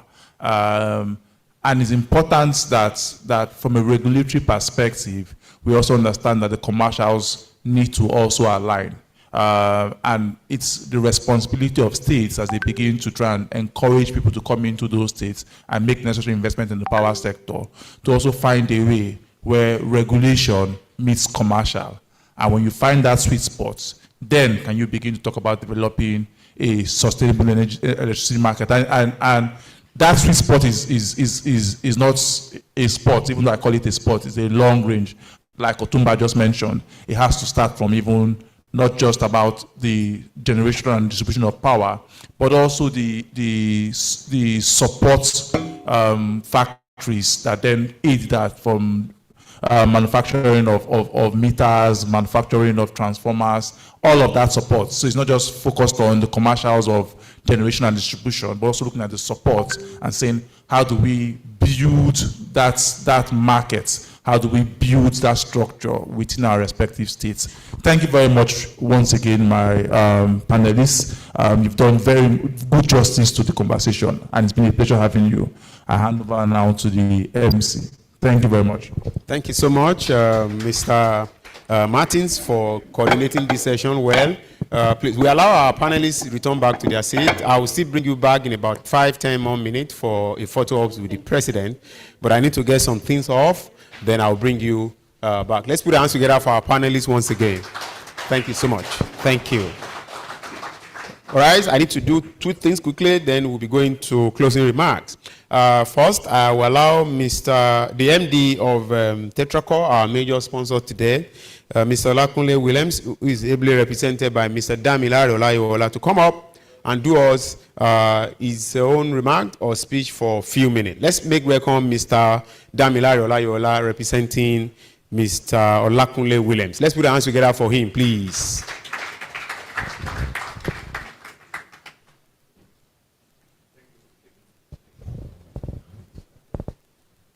Thank you very much. Good afternoon, all. Good afternoon, all. Okay, so we don't have issues there. Okay, all right. So my name is Damilare Olayiwola. Right, I lead the power business in Tetracor, and I'll be speaking on behalf of my CEO. Unfortunately, he had plans to be here, But you know what they say with our airline. He's unable to fly back to Lagos, and he has given me the mandate to speak on his behalf. So I believe what I'm supposed to do is in two folds. First is to introduce our business, and the other is to then make a few remarks on the comment. So media team, are we set?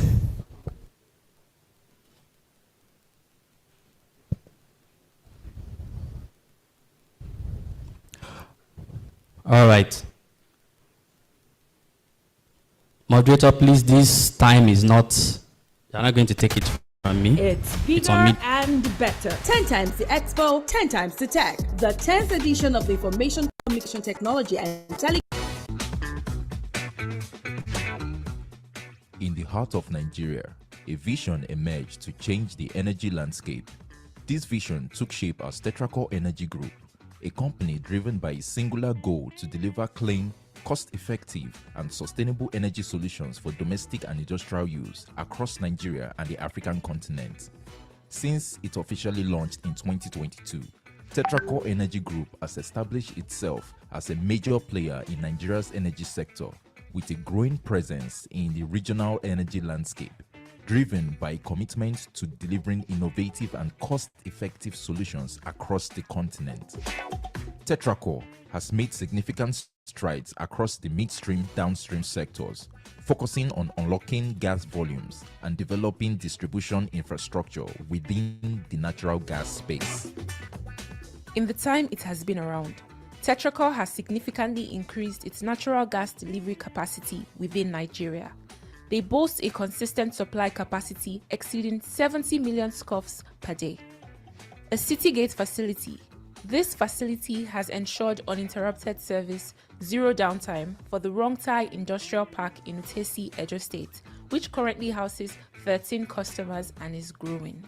Tetracore's reach extends beyond industrial and energy parks.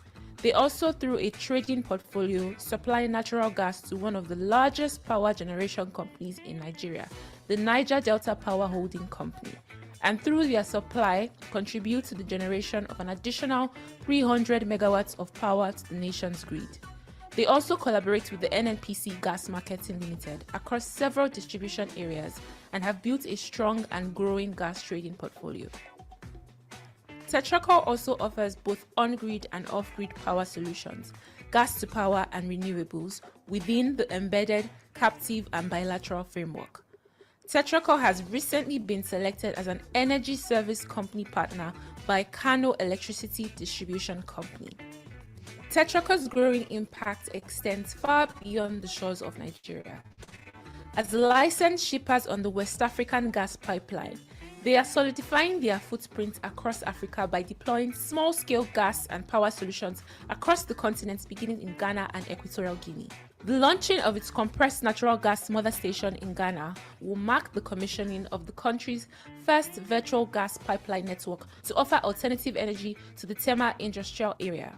Tetracore is also in the process of developing a small-scale LNG plant in Equatorial Guinea to support the domestic utilization of natural gas within the country.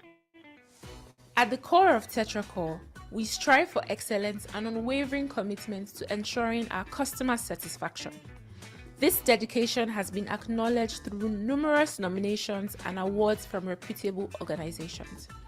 Nigeria Domestic Gas Ambassador Awards Year 2022, presented to Tetracore by the Nigeria Gas Association in recognition of the company's strong commitment to deepening domestic gas utilization in Nigeria. Innovative Gas Company of the Year 2023, presented by the Nigeria Gas Investment Forum in recognition of its pathfinding contributions. Tetracore has always had a deep commitment to developing homegrown solutions and building local capacity across the region. In 2021, it was among the first local businesses to commission its own indigenously assembled gas pressure regulating and metering stations, and has continued to grow domestic capacity ever since. In 2023, it launched a unique graduate management training program dedicated to nurturing local talent and developing the skills of our young professionals through intensive training around gas, power, new energy, behavioral and soft skills, and business management skills. to build young professionals who have the capability, knowledge, competence, drive, and ambition to deliver innovative and sustainable energy solutions. Tetracore Energy Group is proud to commission its state-of-the-art CNG facility and groundbreak our maiden small-scale LNG facility. This milestone marks a significant step towards our mandate to drive increased penetration and utilization of natural gas within Nigeria and Africa, while contributing to national economic development in Nigeria and across Africa.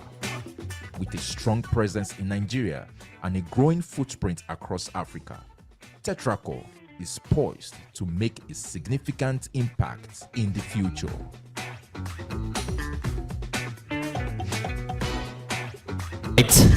Just to put a summary to that, just in case you didn't hear anything at all, just know that Tetracore, once you see me or you see anybody from Tetracore, we sell gas to power, and we are into renewables as well, right?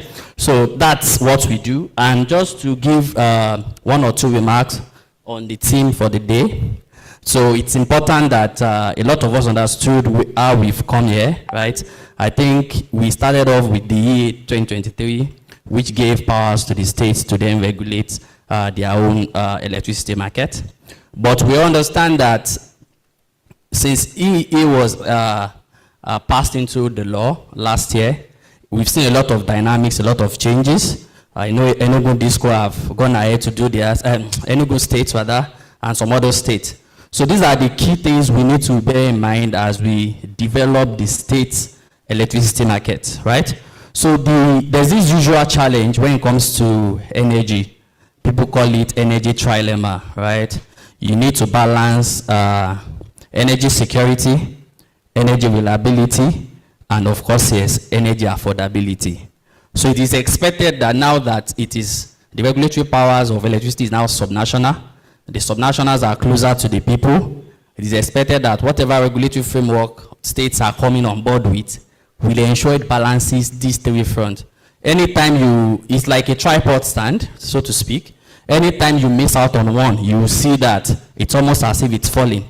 And that has been the story around for the years, right? You see that up until this moment, some things have been done right, while some things have not been gotten right.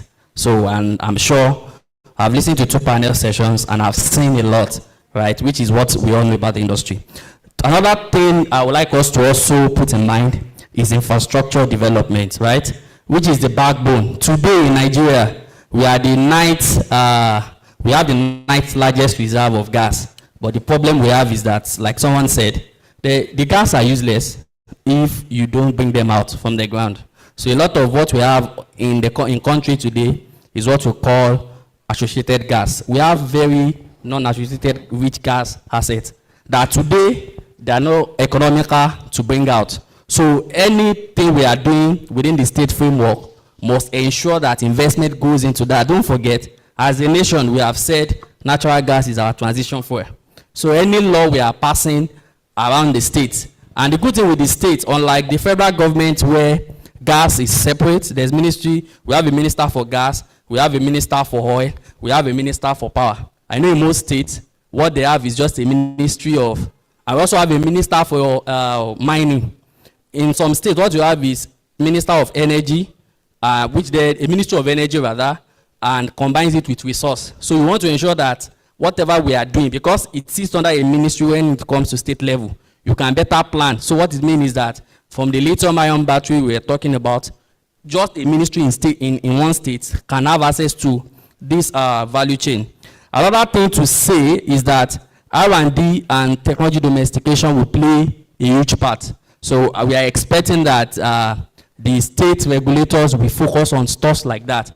Somebody was saying in the last comment we received that we need to start producing some of these things in country. That is the only way to crash the price. When we started off in COVID taught our company how to manufacture PRMS. We ordered, and we understand what happened during COVID, that there were supply chain disruptions, and we had to find a way. Within COVID was when we made name for ourselves. And so that is, those are the things we want state regulators to put. As I conclude, NEC is 19 years old. So what it means is that they have seen it. So I don't expect state regulators to start reinventing all the wheels. I'm not saying they've done well 100%. I'm saying that there are some things they know already. There's no point. Just copy, just meet them, get the mandate and run with it. Why you then adapt to your own situations? Things that are not working, you take them out. I don't expect. Then you're also looking at policies that encourages scalability, policy that encourages investment. And last but not the least, if I want to speak on infrastructure fund, right? So you had mentioned earlier that today a lot of people just find dollars to go and buy those things. You also want to ensure that you have a fund in place that your own homegrown companies can access. And of course, yes, you can then make incentives around making them performance based. I'm not just giving you loan for loan's sake. You can have structures in place that ensures that the same way we have what REA is doing today.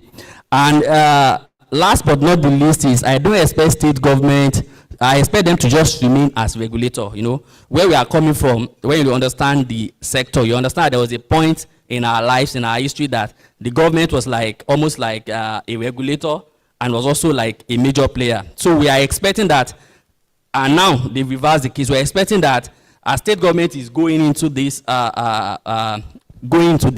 they understand clearly from the start that if it's regulation you want to do, remain there and be able to ensure sanity within the space. So as I close, I will leave you with 3 notes. First is, let us set up states' electricity market for economic development. It is important. That is the whole goal. A lot of people have said that it's not affordable, people can't pay, there's no buying power and the likes. Another one is, I'd also mentioned the other time, is that there's a ministry that handles from natural resources to gas to power within a state. So you want to ensure that whatever policy is coming from those 3 tiers of within the value chain is really syncing together. One problem we have in power industry today is that there's another ministry that regulates the price of gas. And we have another ministry that is regulating, that is into power. So sometimes to have that handshake, it's different, it's difficult. And last but not the least is data and transparency. I heard somebody spoke about data the other time.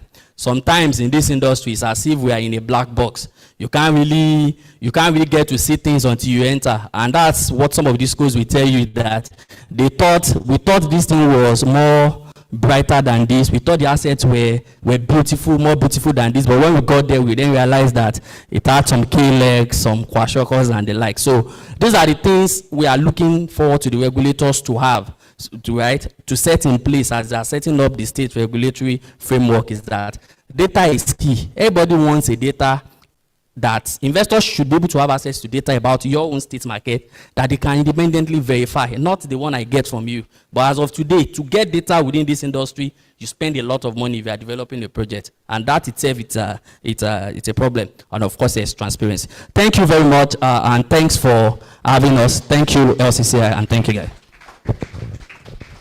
Let's put down together again for Mr. Damilare for that beautiful presentation. Quickly, we'll get this up. We'll make some presentation to some of our panelists today and some of our leaders. Then we'll do photo ops and do 1 or 2 things. Then we'll have our closing remarks by Mr. Femi Bakare. Right? So, with the permission of the President and Chairman of Council, Mr. Gabriel Idahosa, please, sir, we want to give you this task again of making this presentation to our leaders. Please, sir.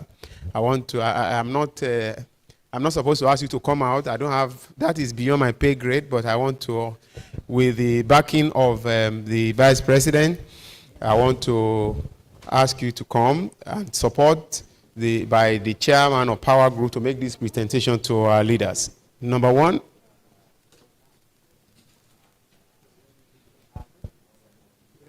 Barrister, okay.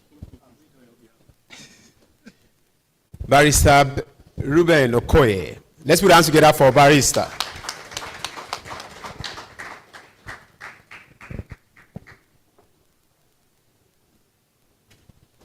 There, yes.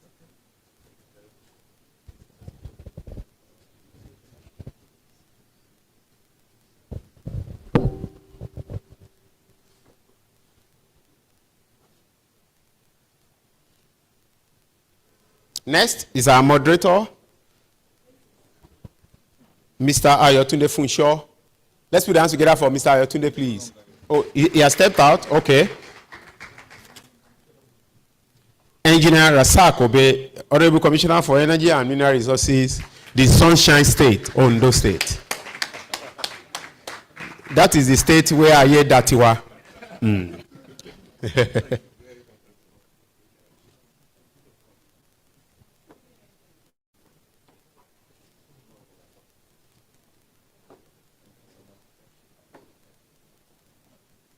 So we have the representative of CEO Tetraco Energy Group, Mr.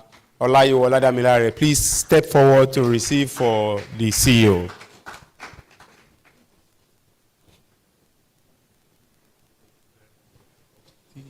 This package is easier for them to carry. Okay, we'll give.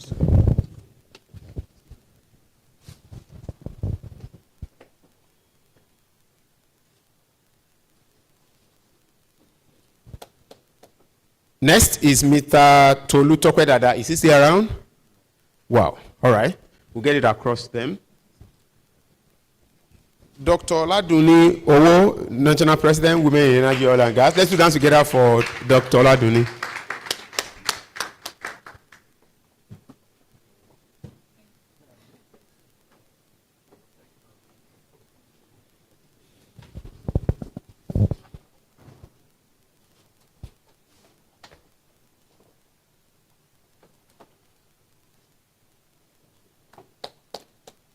Thank you so much. Next is Mr. Jide Onokoya. Is he still around?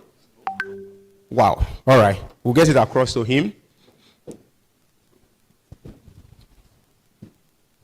The representative of the Commissioner, Lagos State Commissioner of Ministry of Energy and Natural Resources, we have our brother Adebayo Salako here representing the Commissioner, Honorable Abiodun Gulai. Please let's put our hands together for our brother, the SSA to the Governor on Energy.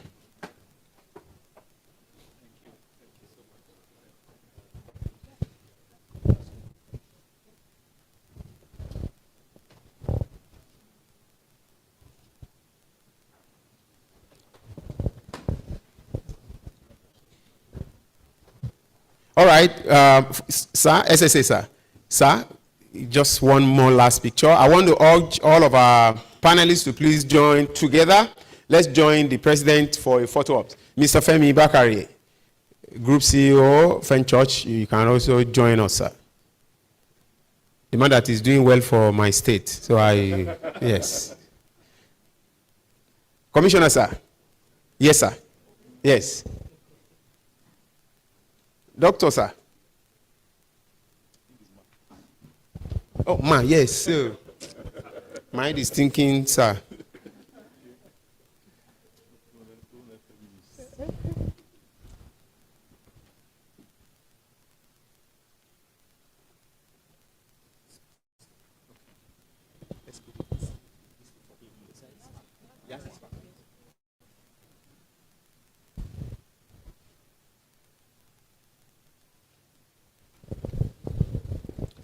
Are you good, Francis? Thank you so much, sir. We can return to our seat. Thank you, sir. Thank you. Thank you.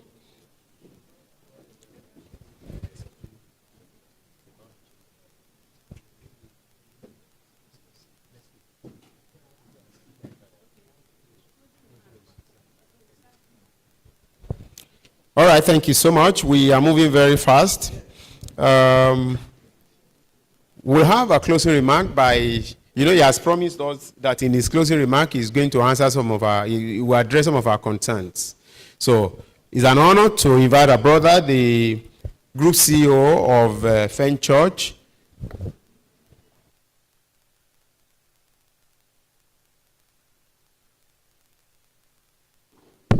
Right. To have the closing remark and vote of thanks today, let's put hands together for Olufemi Bakare, CEO of Fenchurch Limited, right? Let's put hands together for Mr. Femi, please. Thank you.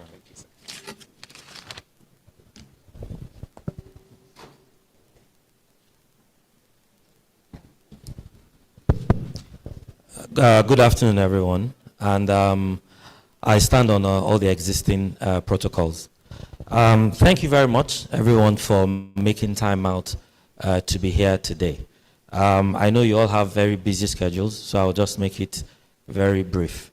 Power is something that is important, and it's something that is on the lips of everyone in Nigeria today.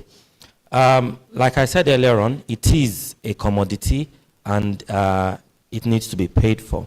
However, I would like to address some of the silent issues that are present and inherent in the power distribution chain and where we're going. The concept, it's a misconception, because I believe sessions like this should be very impactful. It's generally a misconception when people think or say that the tariff is an issue. However, some sections were already enjoying good power supply in Lagos before the increase in tariff. All of a sudden, there's now the Band A tariff, and people are getting a lot of power. Where is that power coming from all of a sudden? That is the question we need to ask ourselves. Where is this power coming from all of a sudden? The truth of the matter is, the people, a lot of the discos were not very transparent. Hello? Yes. A lot of the discos were not very transparent in their dealings. That is why we've seen some serious issues in the sector. When the privatization process happened, some people who really have no competence and no background got some discos. They did it purely and simply because of their proximity to the government of the day. Serious companies such as Sahara, who got Ikeja Disco, they've been running that network properly and well. There is something to be said for people operating transparently and professionally. And there's also something to be said for to be innovative in how we go about running big business. The lady spoke earlier on about power theft. Power theft is real. We have been a victim of power theft on our networks before. However, why are people stealing power? People have developed a certain level of apathy towards electricity. They believe it's not there, and when they can see it, well, I don't get it all the time, I might as well just take it for free. Because the billing process is not transparent. Nobody likes estimated billing. Nobody likes estimated billing. Now, without being billed properly, revenue collection cannot happen adequately. When revenue collection is not happening adequately, there is no money that is going into the sector for manufacturing. So for us to manufacture the equipment required locally means money needs to come into the sector. And money cannot come into the sector when there are too many seeps and leakages. However, this session that we've had today, it has brought up a lot of issues. At the end of the day, there's light at the end of the tunnel. A lot of work is being done. People are now experiencing more levels of power than before. Power penetration is also being done for the rural areas and less privileged areas by REA. You know, they're working very, very hard. They've got a lot of funding. So I am confident, and I believe within the next couple of years, we would see an increase in power efficiency, in power, and in good quality power to a lot of areas, urban and underserved. Just to round up again, I would like to say that Lagos State is the hub of enterprise in Nigeria. The Lagos State Chamber of Commerce and Industry is at that heart of enterprise in Nigeria. So when the Lagos State Chamber of Commerce and Industry sets its sights on something, you can be sure that it's going to be impactful. And the powers that be are listening. On the back of this, we would be having at some point, hopefully before the end of this year or early next year, a breakfast session that will discuss about the opportunities and commercial process in making power projects bankable. Mr. President, would that be good? Thank you very much. You know, and with that, we can have people come in again, discuss the opportunities, and discuss how to structure these power transactions to make it bankable, because we are all parts and parcel of the development process and narrative in Nigeria. So thank you everyone for being here, and I would just like to round up by saying God bless. Thank you. Thank you so much. On that note, we will be calling it a day by having our national anthem as a close point for us at the chamber. Please, can we please be upstanding as we close the day with our national anthem? Nigeria, we hail thee, our own dear native land. Though tribe and tongue may differ, in brotherhood we stand. Nigerians old and proud to serve our sovereign motherland. Thank you so much. Just to remind you that next time when you are coming in, if you are not born before 1978, this will be your pass, your okay, before you come in, you'll be able to recite our national anthem. That's on a lighter note. Thank you so much. We can then network and maximize the day as we go out. But just as you are doing that, please be mindful of your personal belongings, your handset, your pen, your iPad. Please keep them right with you at this point. Thank you so much. Do have a great day.